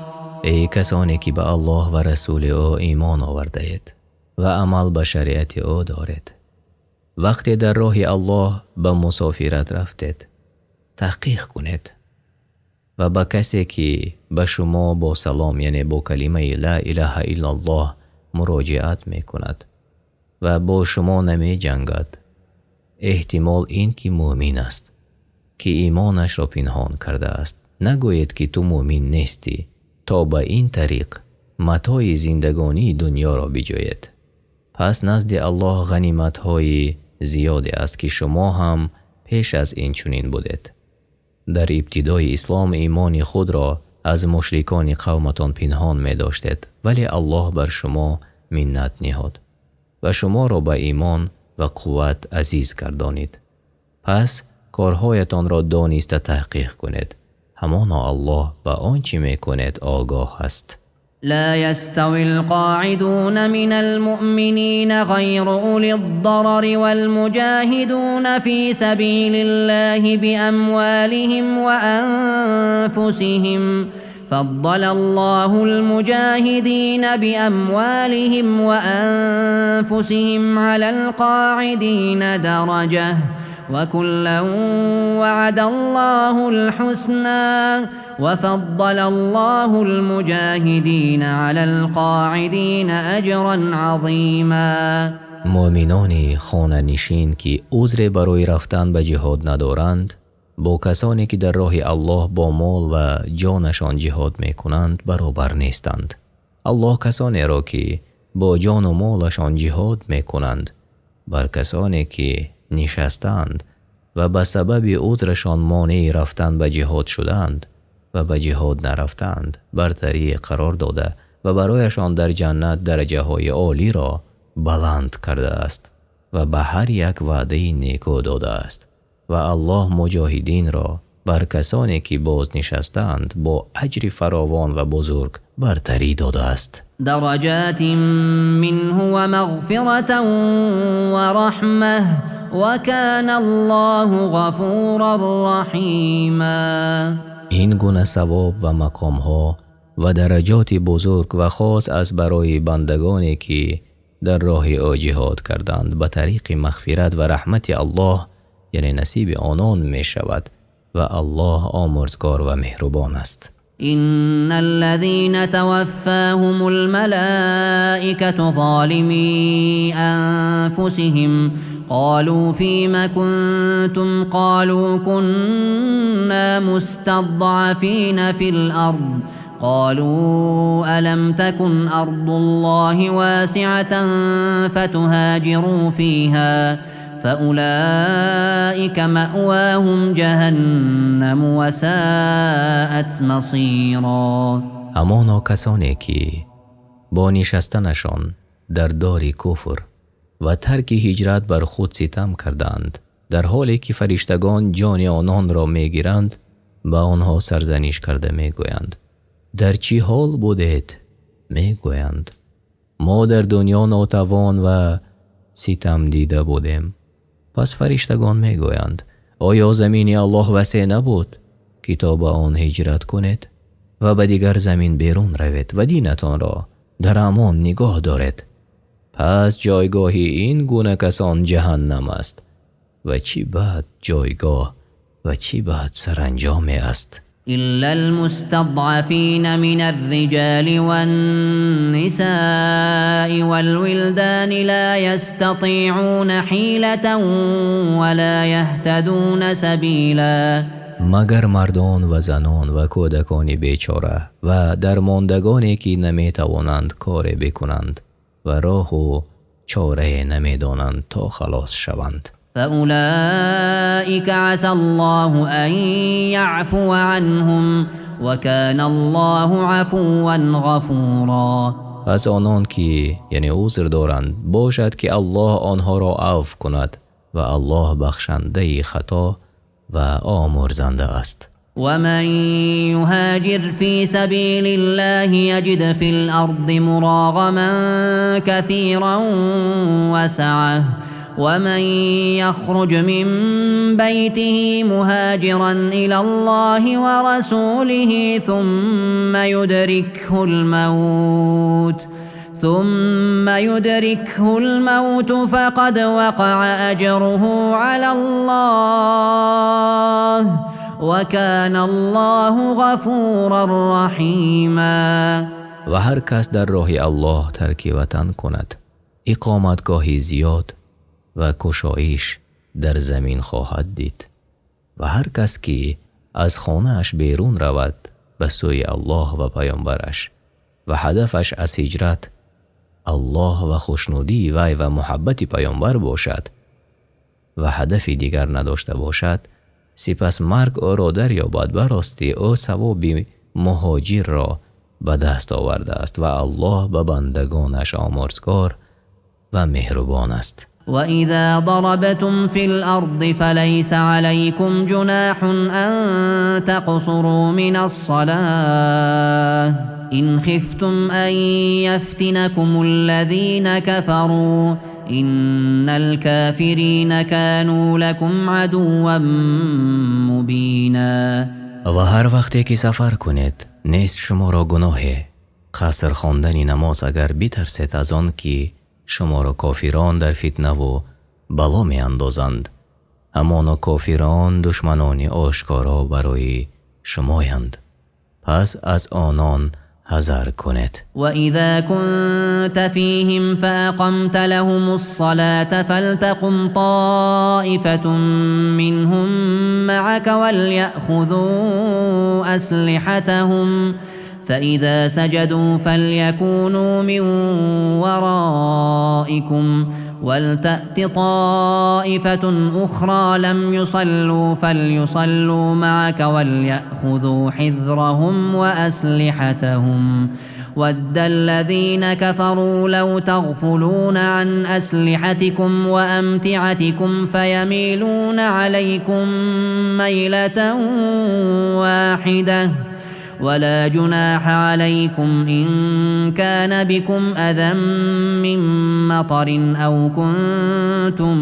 مرضى أن تضعوا أسلحتكم وخذوا حذركم إن الله أعد للكافرين عذابا مهينا. و چون وقتی خوف در بین مؤمنان باشی، پس ای محمد صلی الله علیه و سلم بگذاری برایشان نماز را. گروهی از آنان باید به تو اقتدا کنند و با خود سلاح را بگیرند و چون به سجده روند، یعنی در یک رکعت خوانند، پس گروهی دیگر مقابل دشمن بیستند و گروهی دیگر که در برابر دشمنان ایستاده بودند و نماز نخواندند بیایند و با تو نماز بخوانند. باید که با خود زره و سپر و سلاح خود را بگیرند. کافران دوست دارند تا شما از اسلحه و متاعهایتان غافل شوید و آنگاه یک بار بر شما حمله کنند و گناه نیست بر شما اگر باشد شما را رنج از باران یا بیمار باشد تا اسلحه خود را بر زمین بگذارید، اما باید احتیاط و آمادگی داشته باشد. همانا الله آماده کرده است برای کافران عذاب دردناک را. این آیت به آن دلالت می کند که نماز جماعت واجب است. تفسیر سعدی: فإذا قضيتم الصلاة فاذكروا الله قياما وقعودا وعلى جنوبكم فإذا اطمأننتم فأقيموا الصلاة إن الصلاة كانت على المؤمنين كتابا موقوتا. و چون تمام کردید نماز را یاد کنید الله را ایستاده، نشسته و بر پهلو و در همه حالت، و چون آرام گرفتید برپا کنید نماز را به طریق نمازی که در آرامی می گذاشتید. همانا نماز بر مؤمنان در وقت معین واجب شده است. این آیت به آن دلالت می کند که نماز در وقتش فرض است.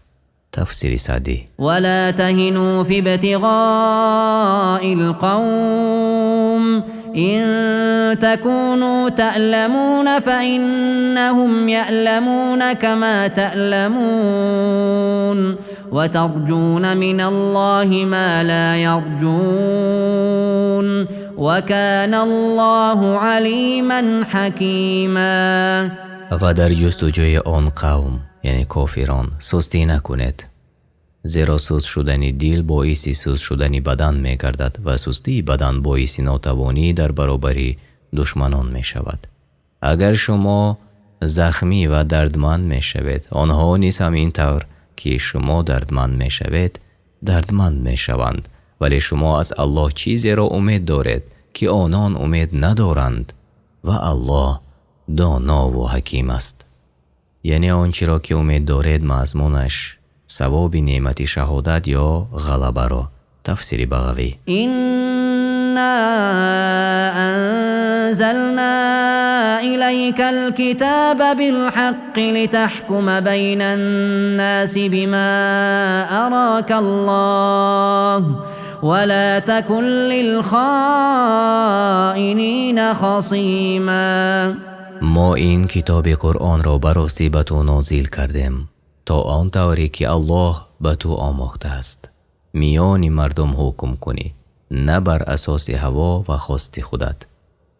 از خیانتکار دفاع نکن، زیرا او دواگری چیزی هست که مال او نیست، خواه این را بداند یا از روی گمان چنین کند. واستغفر الله إن الله كان غفورا رحيما. و از الله آمرزش بخواه اگر چیزی از تو سر زده است که او آمرزنده و مهربان است. ولا تجادل عن الذين يختانون أنفسهم إن الله لا يحب من كان خوانا أثيما. و به خاطر کسانی که به خود خیانت می‌ورزند یعنی گناه صادر می‌کنند طرفداری نکن، زیرا الله دوست ندارد خائنی را که خیانتش بزرگ و گناهش بسیار است. يستخفون من الناس ولا يستخفون من الله وهو معهم إذ يبيتون ما لا يرضى من القول وكان الله بما يعملون محيطا. آنها پنهان میکنند از مردم عملهای ناشایسته خود را و از الله پنهان و شرم نمی کنند، حال آن که او با آنهاست آنگاه که در شب میان خود مشورت میکنند و سخنان را به زبان می آورند که الله از آن ناخوشنود است و الله با آنچه می کنند فراگیرنده است، یعنی داننده همه سرهای پنهانی و آشکارا است. ها أنتم هؤلاء جادلتم عنهم في الحياة الدنيا فمن يجادل الله عنهم يوم القيامة أم من يكون عليهم وكيلا. آگاه باشد این شمایید که در این جهان از آنان سخت جانبداری کردید، کیست که در روز قیامت از آنها در برابر الله جانبداری کند یا چی کسی وکیل آنها خواهد بود؟ و من یعمل سوءا او یظلم نفسه ثم یستغفر الله یجد الله غفورا رحیما. و هر کی کاری بدی کند یا به خود ستم روا دارد آنگاه از الله آمرزش خواهد و به گناه اعتراف کند و از آن پشیمان شود و از آن دست بکشد و تصمیم گیرد که آن را باری دیگر انجام ندهد، الله را آمرزنده و مهربان خواهد یافت. ومن يكسب إثما فإنما يكسبه على نفسه وكان الله عليما حكيما. و هر کی گناه کند جزای آن گناه در دنیا و آخرت بر زیان خودش می رسد و الله به حقیقت کاری بندگانش دانا و آنچه میان آنها حکم می کند با حکمت است. ومن يكسب خطيئة أو إثما ثم يرم به بريئا فقد احتمل فقد احتمل بهتانا وإثما مبینا.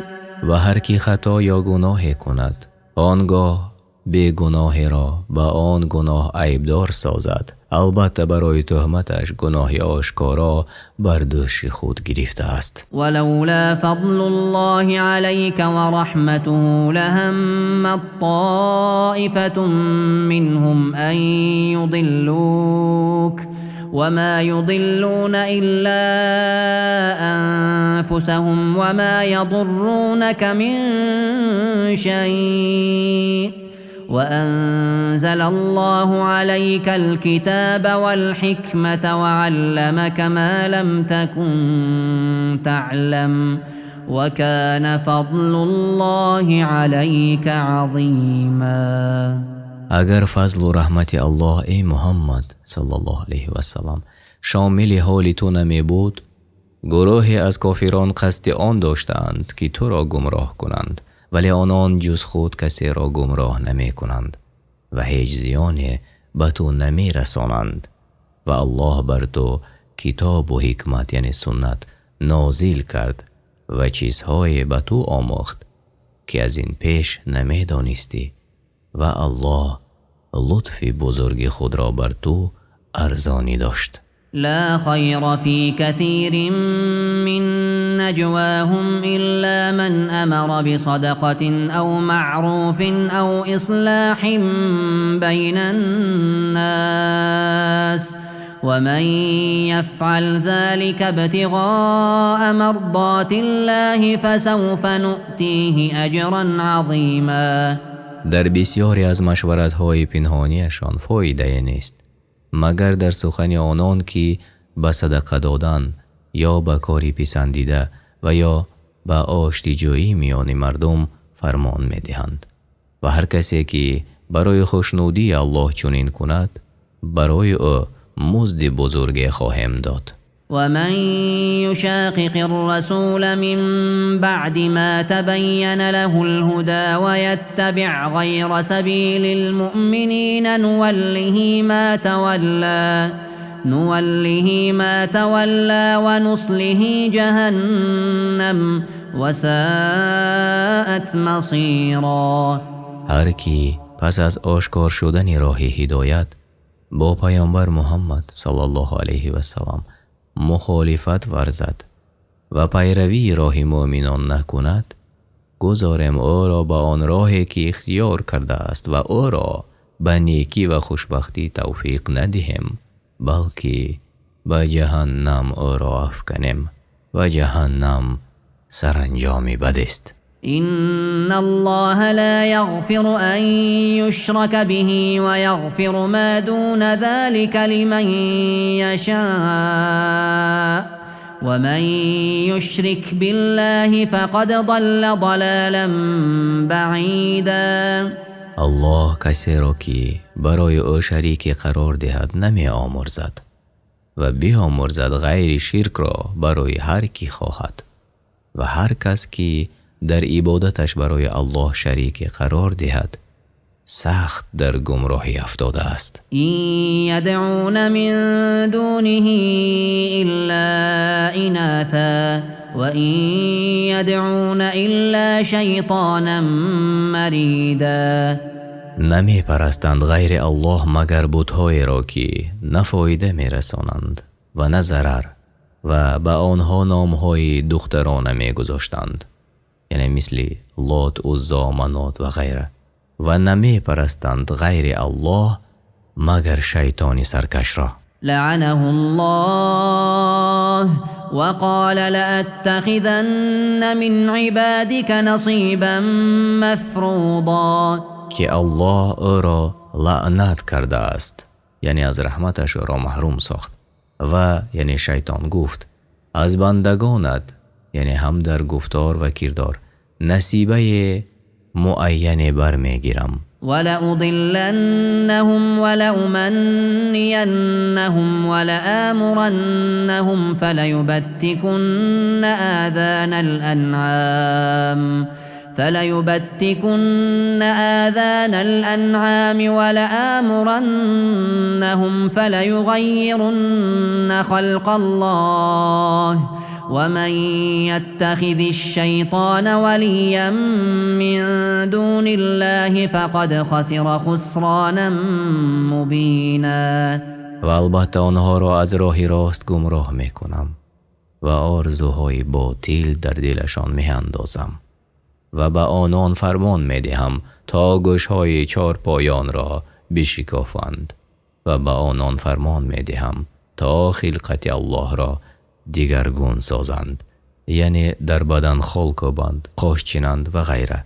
و هر کس که به جای الله شیطان را دوست خود گیرد زیانی آشکار کرده است. یعدهم و یمنیهم و ما یعدهم الشیطان الا غرورا. شیطان به آنها وعده دروغ می دهد و به آرزوها فریب می دهد، یعنی عمر دراز است، دنیا را صاحب شو. و شیطان آنها را جز به فریب به دیگر چیز وعده ندهد. اولئک مأواهم جهنم ولا یجدون عنها محیصا. این گروه که اطاعت شیطان نمودند جایشان دوزخ است و در آنجا راهی گریز نخواهند یافت. والذین آمنوا وعملوا الصالحات سندخلهم جنات تجری من تحتها الانهار خالدین فیها ابدا وعد الله حقا ومن اصدق من الله قیلا. و کسانی را که ایمان آوردند و کارهای نیکو کردند به بهشت‌های در می آوریم که در زیر درختان آن جایها روان است و در آنجا جاویدانند. وعده الله راست است و وعده اش را خلاف نمی کند و چه کسی از او راست گویتر است؟ لیس بأمانیکم ولا امانی اهل الكتاب من يعمل سوءا يجز به ولا يجد له من دون الله وليا ولا نصيرا. ای مسلمانان، این فضل بزرگ یعنی صلاح و نجات، این فضل بزرگ را به آرزوها صاحب شده نمی توانید و این نه موافق آرزوی شماست و نه موافق آرزوی اهل کتاب، بلکه به ایمان راست و عمل نیکی که رضاگی الله در آن است صاحب شده می توانید. و هر کس که مرتکب کاری بد شود جزایش را ببیند و بجز الله هیچ دوست و یاری دهنده نیابد. ومن يعمل من الصالحات من ذكر أو أنثى وهو مؤمن فأولئك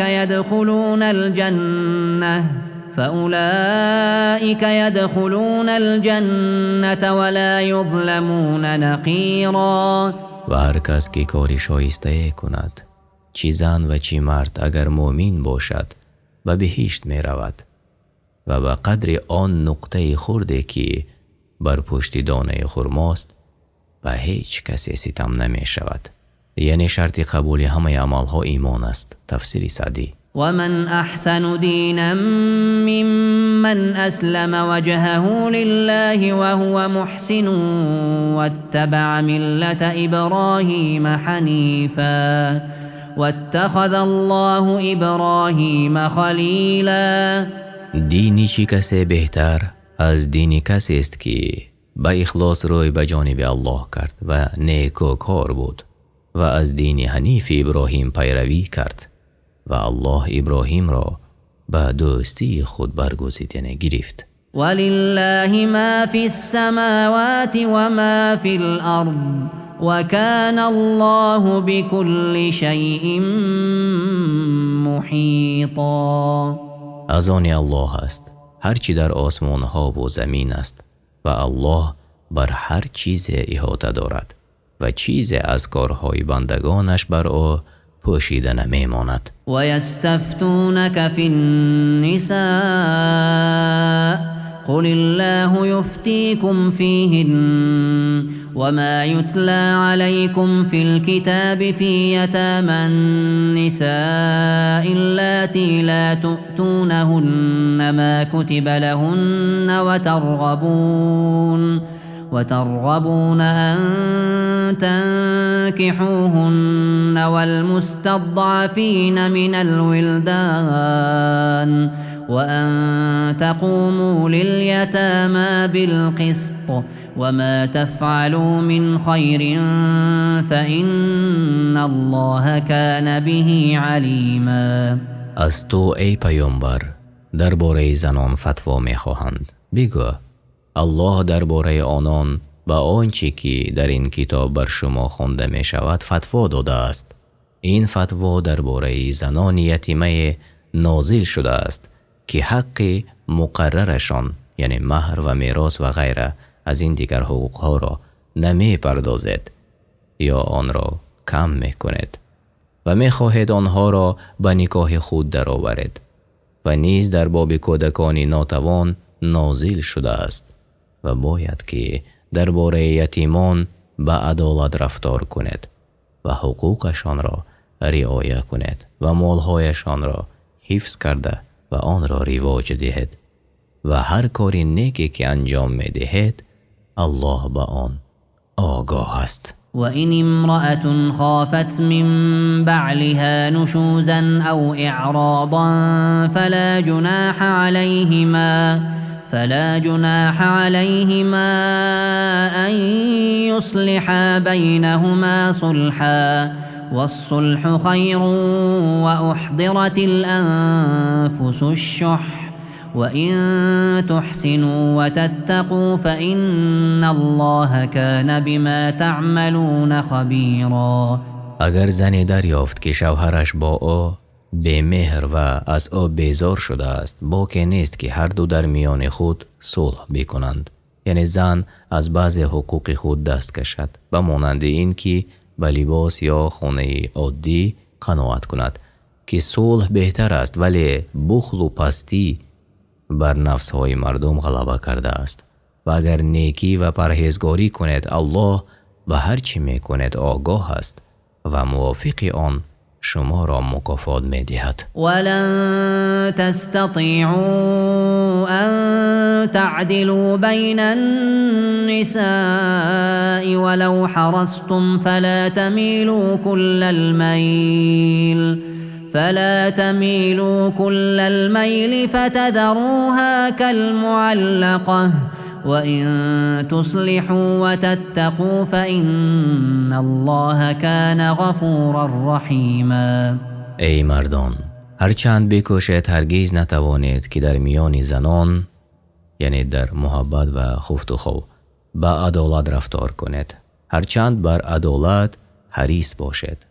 اکنون که هرگیز نتوانید میان زنان تماما عدالت کنید، یک باره به سوی یکی از آن را که دوستش می دارید میل نکنید تا دیگری را که دوستش نمی دارید معلق ماند. اگر به صلاح آید و پرهیزگاری کنید الله آمرزنده و مهربان است و از کمبودی هایی که قبلا از شما سر زده شما را عذاب نمی کند. تفسیر بغوی: معنای معلق یعنی زنی است که نه شوهر داشتن خود را احساس می کند نه طلاق شدن خود را می داند. و این یتفرقا یغنی الله کلا من سعته و کان الله واسعا حکیما. و اگر آن دو یعنی زن و شوهر از یکدیگر جدا شوند الله هر دو را به توانگری خود کفایت کند، یعنی برای مرد زنی را مهیا می گرداند که با وی سازش داشته باشد و چشم و دلش به او آرام گیرد و برای زن نیز مردی را نصیب می کند که با صحبت وی لذت برده و کاملا احساس خوشبختی نماید که الله بسیار هم سخی و استوار کار است. ولله ما في السماوات وما في الأرض ولقد وصينا الذين أوتوا الكتاب من قبلكم وإياكم أن اتقوا الله وإن تكفروا فإن لله ما في السماوات وما في الأرض وكان الله غنيا حميدا. از آن الله است آنچه در آسمان ها و زمین است و همان اهل کتاب را که پیش از شما بودند و نیز شما را ای امتان محمد صلی الله علیه و سلم امر کردیم که از الله بترسید و شریعت را برپا دارید و اگر کفر هم ورزید هیچ ضرری بر الله نتوانید رسانید. به درستی آنچه در آسمان ها و آنچه در زمین است زیر تصرف الله است و اوست بی نیاز از خلقش و لایق ستایش است در صفات و افعالش. ولله ما في السماوات وما في الأرض وكفى بالله وكيلا. و از آن الله است آنچه در آسمان ها و زمین است و الله کفایت کننده است در تدبیر کارهای بندگان. إن يشأ يذهبكم أيها الناس ويأت بآخرين وكان الله على ذلك قديرا. ای مردم، اگر الله بخواهد شما را از میان میبرد و کسانی دیگر را می آورد که از شما فرمان بردارتر و بهتر باشند و الله بر این کار قادر است. من كان يريد ثواب الدنيا فعند الله ثواب الدنيا والآخرة وكان الله سميعا بصيرا. ای مردم، هر کس که پاداش این جهان را می طلبد بداند که پاداش این جهانی و آن جهانی در نزد الله است و او به گفتار بندگانش شنوا و به نیت و اعمالشان بیناست و هر یکی را جزای موافق خواهد داد. يا أيها الذين آمنوا كونوا قوامين بالقسط شهداء لله ولو على أنفسكم أو الوالدين والأقربين إن يكن غنيا أو فقيرا فالله أولى بهما فلا تتبعوا الهوى أن تعدلوا وإن تلووا أو تعرضوا فإن الله كان بما تعملون خبيرا. ای کسانی که ایمان آورده اید، برپادارنده عدل باشد و برای الله شهادت دهید، هرچند از زیان خود یا پدر و مادر یا خویشاوندان شما چی توانگر و چی تنگ دست باشند، زیرا الله بر آن دو یعنی ثروتمند و کمبخل سزاوارتر یعنی مهربانتر است. پس از خواهش های نفس پیروی نکنید تا از عدل روی گردانید. چون دیگر کنید سخن را یعنی نادرست گواهی دهید یا از آن شهادت روی تابید، الله به هر چی میکنید یعنی آشکار و پنهان آگاه است. این آیت هشدار است برای آنان که نادرست گواهی میدهند یا از گواهی بر حق روی میتابند. تفسیر سعدی. يا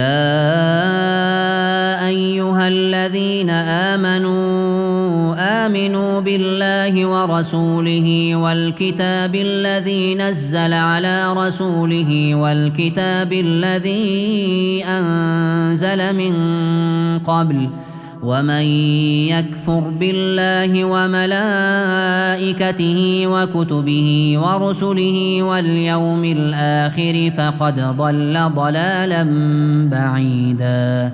ای کسانی که ایمان آورده اید، ایمانی حقیقی بیاورید به الله و پیامبرش و به کتابی که یعنی قرآن بر پیامبرش نازل کرده شده است و به جمع کتاب‌های یعنی تورات، انجیل و زبور که پیش از آن نازل کرده است و هر کی به الله و فرشتگانش و کتابهایش و پیامبرانش و به روز قیامت کافر شود سخت در گمراهی افتاده است و از دین خارج شده است.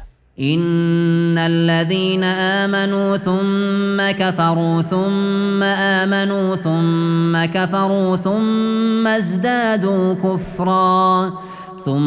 ازدادوا كفرا لم يكن الله ليغفر لهم ولا ليهديهم سبيلا. البته الله آنان را که ایمان آوردند یعنی منافقان را سپس کافر شدند و باز ایمان آوردند سپس کافر شدند و به کفر خویش افزودند و دوامت کردند نخواهد آمرزید و به راه راست هدایت نخواهد کرد. بشر المنافقین بأن لهم عذابا ألیما. منافقان را بشارت ده که عذاب دردآور برایشان آماده شده است. الذين يتخذون الكافرين أولياء من دون المؤمنين أيبتغون عندهم العزة فإن العزة لله جميعا. منافقان کسانی اند که به جای مؤمنان کافران را دوست میگیرند و آنان را برایشان یاور انتخاب میکنند و دوستی مؤمنان را ترک میکنند. آیا عزت و توانایی و کمک را نزد آنان یعنی کافران میجویند در حالی که عزت و کمک همش از آن الله است؟ کسی را که خواهد عزیز می‌دارد و کسی را که خواهد خوار می‌گرداند. وقد نزل عليكم في الكتاب أن إذا سمعتم آيات الله يكفر بها ويستهزأ بها فلا تقعدوا معهم حتى يخوضوا في حديث غيره إنكم إذا مثلهم إن الله جامع المنافقين والكافرين في جهنم جميعا. البته الله در کتاب قرآن بر شما نازل کرده که چون بشنوید که آیاتهای الله این کار کرده می شود یا آیات وی به تمسخر گرفته می شود پس ننشینید با آنان یعنی با منکران و تمسخر کنندگان تا آن که به سخنان دیگری بپردازند. همانا شما اگر بنشینید و گوش دهید پس مانند آن کافران باشید. یعنی زیرا راضی شدن در گناه و آن را تغییر ندادن مثل گناه کردن است. همانا الله یک جا سازد منافقان و کافران را در دوزخ. الذين يتربصون بكم فإن كان لكم فتح من الله قالوا ألم نكن معكم وإن كان للكافرين نصيب قالوا ألم نستحوذ عليكم ونمنعكم من المؤمنين فالله يحكم بينكم يوم القيامة ولن يجعل الله للكافرين على المؤمنين سبيلا. آن منافقانی که همیشه انتظاری چگونگی احوال شما هستند پس اگر از جانب الله پیروزی نصیبتان شود میگویند مگر ما همراه شما نبودیم یعنی تا از پول و مال غنیمت بهره مند شوند. و اگر پیروزی نصیب کافران شود میگویند آیا نچنان بود که به شما یاری رسانیده بودیم و مؤمنان را از آسیب رسانیدن به شما باز داشتیم؟ در روز قیامت الله میان شما حکم میکند و او هرگز برای کافران به زیان مسلمانان راه نگشاده است. یعنی هرگز کافران را بر مسلمانان پیروز نخواهد کرد. إن المنافقين يخادعون الله وهو خادعهم وإذا قاموا إلى الصلاة قاموا كسالى يراءون الناس ولا يذكرون الله إلا قليلا. منافقان الله را به گمان خودشان فریب دادن می‌خواهند و حال آن که الله آنها را موافق فریب و مکرشان جزا می‌دهد و چون به نماز برخیزند به ناچاری برخیزند، یعنی تنبلی و سستی آنان بدان خاطر است که دلهایشان به نماز علاقه ندارد و برای خود نمایی یعنی ریا نماز بخوانند و در نماز جز اندک الله را یاد نکنند. مذبذبین بین ذلك لا اله هؤلاء ولا اله هؤلاء ومن يضلل الله فلن تجد له سبیلا. متردد یعنی دودیله و حیرانند، نه با مؤمنانند و نه با کافرانند، باطنانشان را به کافران دادند و ظاهرانشان را به مؤمنان و این بزرگترین حد گمراهی است. آن که الله گمراهش کند هیچ راهی برای او نخواهی یافت. يا أيها الذين آمنوا لا تتخذوا الكافرين أولياء من دون المؤمنين أتريدون أن تجعلوا لله عليكم سلطانا مبينا. ای کسانی که ایمان آورده اید، به جای مؤمنان کافران را دوست نگیرید. آیا کاری میکنید که برای الله به زیان خود حجت آشکار پدید آورید؟ یعنی و این آیت بیان کننده آن است که الله هیچ کسی را پیش از این که حجت و دلیل بر او آماده شود عذاب نمیدهد. إن المنافقين في الدرك الأسفل من النار ولن تجد لهم نصيرا. البته منافقان در پسترین طبقات آتش هستند و هرگز برایشان یاری دهنده نیابی که آنان را از آتش دوزخ برهاند. إلا الذين تابوا وأصلحوا واعتصموا بالله وأخلصوا دينهم لله فأولئك مع المؤمنين وسوف يؤتي الله المؤمنين أجرا عظيما. مگر آنان که توبه کردند و خود را اصلاح کردند و به دین الله چنگ زدند و برای الله از روی اخلاص به دین گرویدند، اینها در گروه مؤمنانند و الله به مؤمنان ثواب بزرگ خواهد داد. ما يفعل الله بعذابكم إن شكرتم وآمنتم وكان الله شاكرا عليما. چرا الله شما را عذاب کند، یعنی ای منافقان، اگر سپاسگزاری نعمتهایش باشد و ایمان آورید و از ریا دور شوید، زیرا در عذاب کردن شما برای الله یگان فایده یا ضرر نیست، در حالی که الله به طاعت بندگانش قدرشناس و به همه چیز داناست. تفسیر طبری. لا يحب الله الجهر بالسوء من القول إلا من ظلم وكان الله سميعا عليما.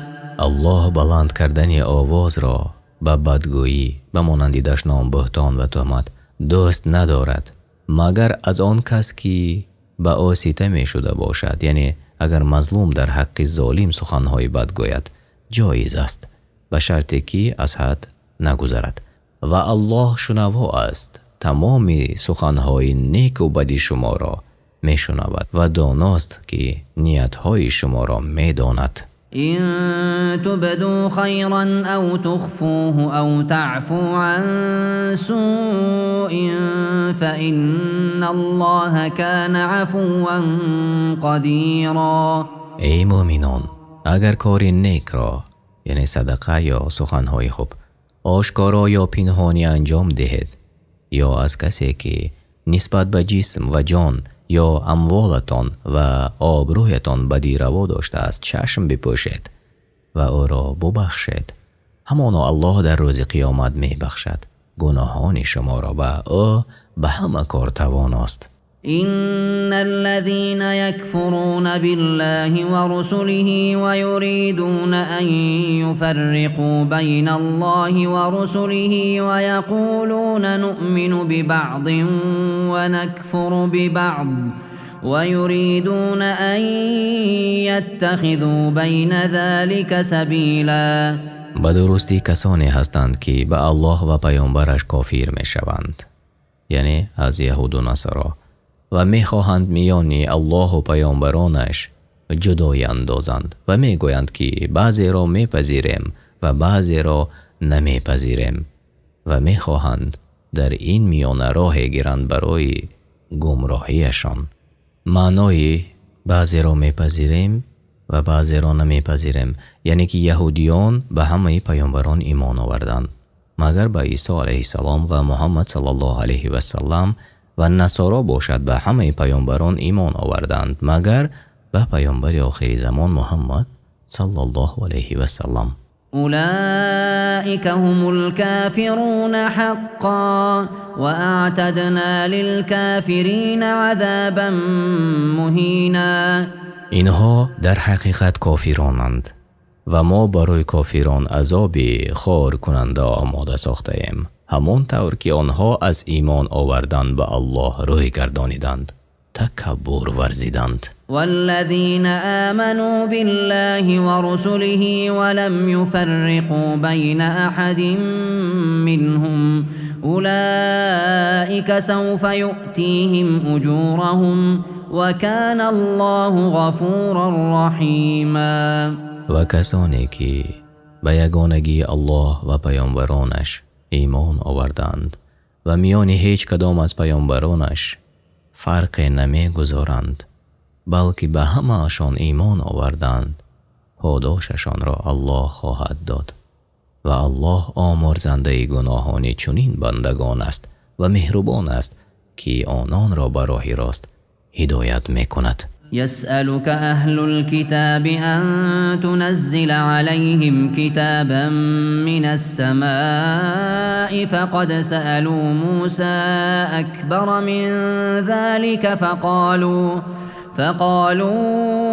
أرنا الله جهرة فأخذتهم الصاعقة بظلمهم ثم اتخذوا العجل من بعد ما جاءتهم البينات فعفونا عن ذلك وآتينا موسى سلطانا مبينا.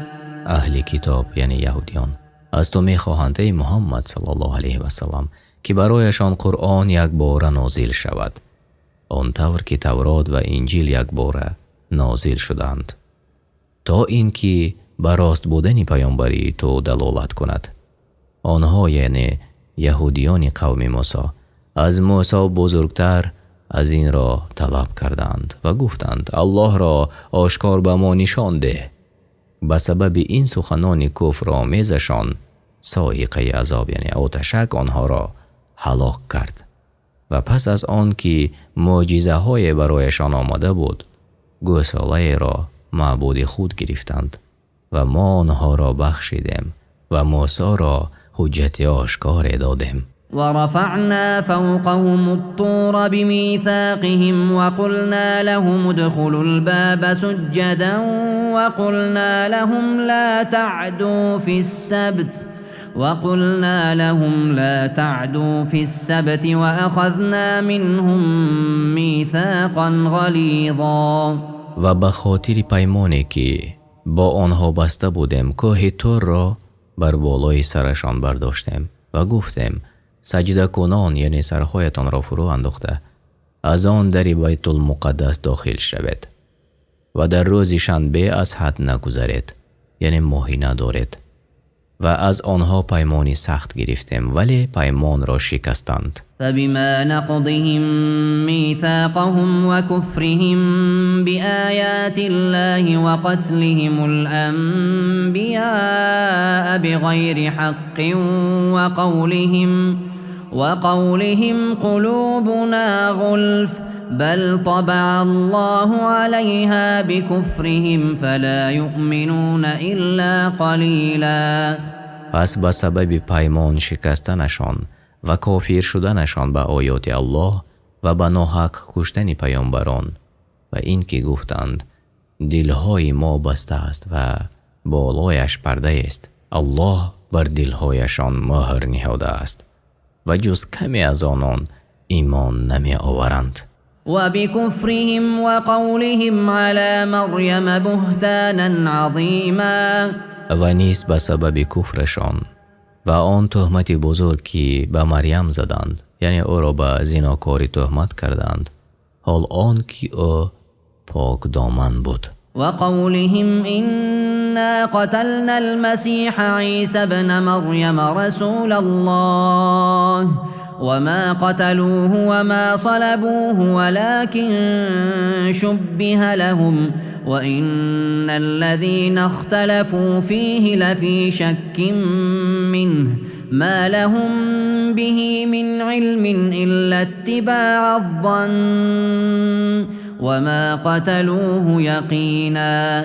و نیز به آن سبب که گفتند ما مسیح یعنی عیسی علیه السلام پسر مریم پیامبر الله را کشتیم و حال آن که آنان مسیح را نکشتند و بردار نآویختند، بلکه این امر برایشان مانند شد، یعنی آنان شخصی را به مانند عیسی کشتند، همانا که درباره او اختلاف میکردند، یعنی یهود و نصارا خود در شک و شبهه بودند و به آن باوری نداشتند، تنها پیروی گمان خود بودند و عیسی را در واقع نکشتند. بل رفعه الله الیه و کان الله عزیزا حکیما. بلکه الله او را یعنی عیسی را با بدنش و روحش به نزد خود بالا برد که الله پیروزمند است در ملکش و صاحب تدبیر است در حکمهایش. و این من اهل الكتاب الا لیؤمنن به قبل موته و یوم القیامت یکون علیهم شهیدا. و هیچ یک از اهل کتاب نیست مگر که پیش از مرگ عیسی علیه السلام به او ایمان آورد و عیسی در روز قیامت به ایمانشان گواهی خواهد داد. آیا ایمانشان موافق شریعت بود یا نه؟ تفسیر سعدی. فبظلم من الذين هادوا حرمنا عليهم طيبات أحلت لهم وبصدهم عن سبيل الله كثيرا.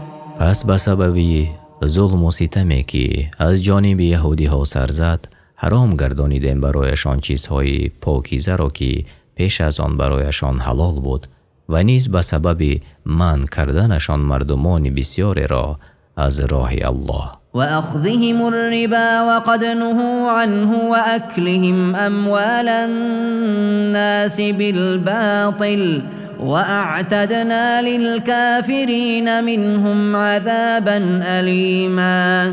و نیز به سبب سودخوری هایشان، حال آن که در تورات از آن منع کرده شده بودند، و به سبب خوردنشان مالهای مردم را به ناحق با راه ربا و زیاده خوری، و ما برای کافران یهود عذابی دردآور مهیا کرده ایم. لكن الراسخون في العلم منهم والمؤمنون يؤمنون بما أنزل إليك وما أنزل من قبلك والمقيمين الصلاة والمؤتون الزكاة والمؤمنون بالله واليوم الآخر اولئک سنؤتیهم اجرا عظیما. ولی آنانی که ثابت قدمند در علم از اهل کتاب و آن مؤمنان را که به آنچه بر تو قرآن و آنچه پیش از تو نازل شده به تورات و انجیل ایمان دارند و نماز را در وقتش می گذارند و زکات مالهایشان را می دهند و باوری دارند به الله و روز قیامت، اجری بزرگی خواهم داد. إنا أوحينا إليك كما أوحينا إلى نوح والنبيين من بعده وأوحينا إلى إبراهيم وإسماعيل وإسحاق ويعقوب والأسباط وعيسى وأيوب ويونس وهارون وسليمان وآتينا داود زبورا. ما به تو ای محمد صلی الله علیه و سلم وحی فرستادیم همچنان که به نوح و پیامبرانی بعد از او وحی فرستادیم و به ابراهیم و اسماعیل و اسحاق و یعقوب و نبیرگان یعقوب و عیسی و ایوب و یونس و هارون و سلیمان علیهم السلام وحی فرستادیم و به داوود زبور را دادیم. ورسلا قد قصصناهم عليك من قبل ورسلا لم نقصصهم عليك وكلم الله موسى تكلیما. و پیامبرانی که پیش از تو این قصه هایشان را برای تو گفته ایم در قرآن و آن که قصه هایشان را برای تو نگفته ایم و الله با موسی علیه السلام سخن گفت، سخن گفتن بی واسطه. رسلا مبشرین و منذرین لئلا یکون للناس علی الله حجة بعد الرسل وكان الله عزیزا حکیما. پیامبرانی که مژده دهنده و ترساننده بودند تا بعد از پیامبران دلیل و حجت برای مردم بر الله باقی نماند و الله غالب است در ملکش و در تدبیرش با حکمت است. لكن الله يشهد بما أنزل إليك أنزله بعلمه والملائكة يشهدون وكفى بالله شهيدا. ولی الله با آنچه بر تو نازل کرده است یعنی قرآن را شهادت می دهد که آن را به علم خود نازل کرده است و فرشتگان نیز شهادت می دهند یعنی به حق بودن قرآن و کافی است که الله گواه باشد. إن الذين كفروا وصدوا عن سبيل الله قد ضلوا ضلالا بعيدا. همانا کسانی که انکار کردند صفتهای محمد صلی الله علیه و سلم را و من کردند مردمان را از راه الله سخت به گمراهی افتادند. إن الذين كفروا وظلموا لم يكن الله ليغفر لهم ولا ليهديهم طريقا. همانا کسانی که کافر شدند و ظلم و ستم کردند هرگز الله نمی آمرزد آنان را و نشان ندهد به آنان راه حق را إلا طريق جهنم خالدين فيها أبدا وكان ذلك على الله يسيرا. مگر راه دوزخ که ابدیان در آن همیشه و این کار با الله آسان است. يا أيها الناس قد جاءكم الرسول بالحق من ربكم فآمنوا خيرا لكم وإن تكفروا فإن لله ما في السماوات والأرض وكان الله عليما حكيما.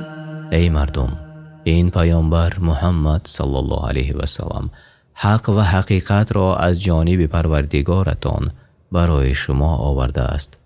پس به او ایمان بیاورید و او را پیروی نماید که ایمان آوردن بهتر باشد برای شما و اگر بر کفر خود دوامت کردید ضرر خود شماست زیرا الله به شما و ایمانتان احتیاج ندارد.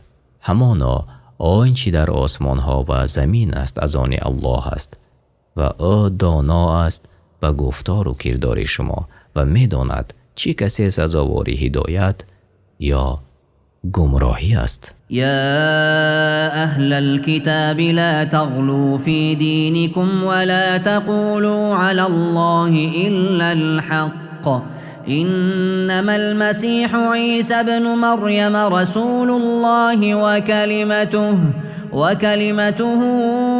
ألقاها إلى مريم وروح منه فآمنوا بالله ورسله ولا تقولوا ثلاثة انتهوا خيرا لكم إنما الله إله واحد سبحانه أن يكون له ولد له ما في السماوات وما في الأرض وكفى بالله وكيلا. ای اهل کتاب، در دین خود از حد نگذرید و درباره الله جز حق چیز دیگری نگوید و به الله همسر و فرزند قرار ندهید. همانا عیسی مسیح پسر مریم فرستاده الله است. الله او را به حق فرستاد و او را به همان کلمه خلق نمود که آن را با واسطه جبرائیل به سوی مریم فرستاد و آن عبارت بود از فرموده خودش کن، یعنی بشو، پس شد و روح است که الله آفریده است. پس به الله و پیامبرش ایمان بیاورید و نگویید الله سه‌گانه است. باز ایستید از گفتن این سخن که برای شما بهتر است. همانا الله فقط معبود یگانه است، پاک است از این که فرزنده داشته باشد. آنچه در آسمان ها و زمین است از آن اوست و او تدبیر کاری آسمان ها و زمین را بسنده است. از همه چیز بی نیاز است و همه به او نیازمندند. پس چگونه او دارای فرزنده است؟ لن يستنكف المسيح أن يكون عبدا لله ولا الملائكة المقربون ومن يستنكف عن عبادته ويستكبر فسيحشرهم إليه جميعا. عیسی مسیح هرگز از آن که یکی از بندگان الله باشد نفرت نداشت و ملائکه های مقرب نیز از این نفرت ندارند. هر کی از پرستش یعنی عبادت الله نفرت کند و تکبرانه سرکشی کند بداند که الله همه نفرت کنندگان، متکبران و بندگان مؤمن را در نزد خود جمع خواهد ساخت تا در بین آنان حکمی سزاوار کند و هر کی را در برابر عملش جزای مناسب خواهد داد. فأما الذين آمنوا وعملوا الصالحات فيوفيهم أجورهم ويزيدهم من فضله وأما الذين استنكفوا واستكبروا فيعذبهم عذابا أليما ولا يجدون لهم من دون الله وليا ولا نصيرا. اما آنان که ایمان آوردند به یگانگی الله و کارهای نیک کردند، حق الله و حق بندگان را به جا آوردند، الله اجرشان را به پرگی خواهد داد و از بزرگی خود بر آنان خواهد افزود.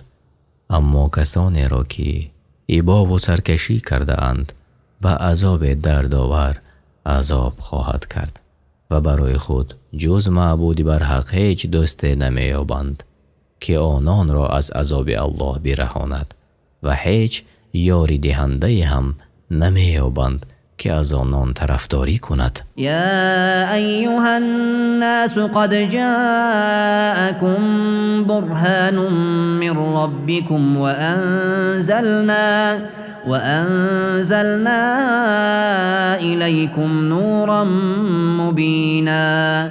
ای مردم، در حقیقت برای شما از جانب پروردگارتان حجت آمد و برای شما نوری آشکار نازل کرده ایم که آن نور قرآنی بزرگ است که علوم گذشتگان و آیندگان را در بر دارد.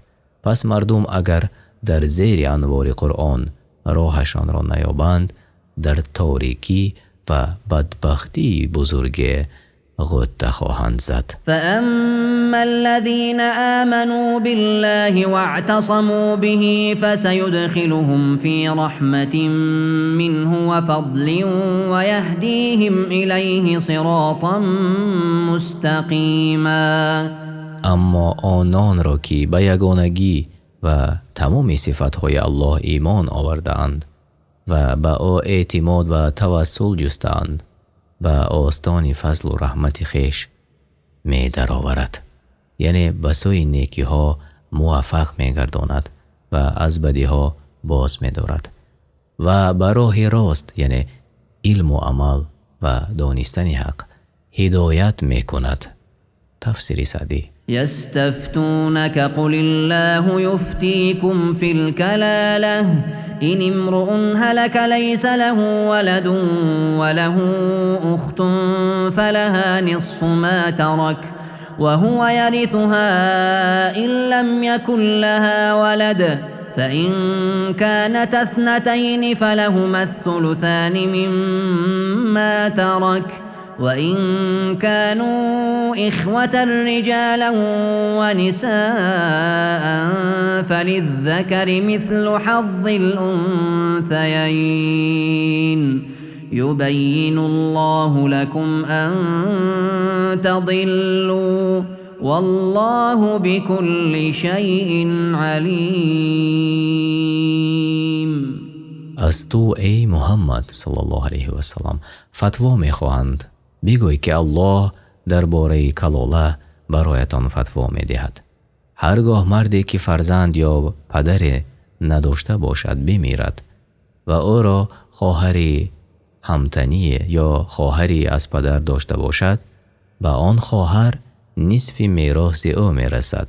اگر خواهر بمیرد و آن خواهر را نیز فرزند یا پدر نباشد، برادر همتنی یا برادری که از پدر می باشد از او میراث می برد.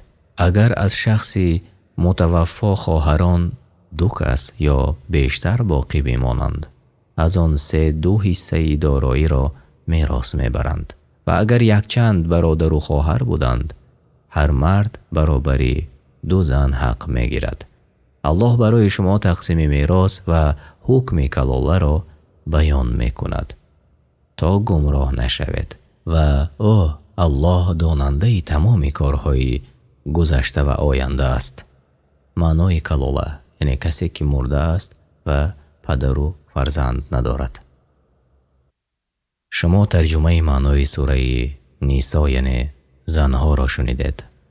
در مدینه نازل شده است و از 176 آیت عبارت است. قرآن کریم و ترجمه معنای آن در روش تفسیر میسر به زبان تاجیکی. اگر ترجمان و یا ما در کجای به خطا راه داده باشیم، طلب دعا میکنیم که الله تعالی ما را بیامرزد.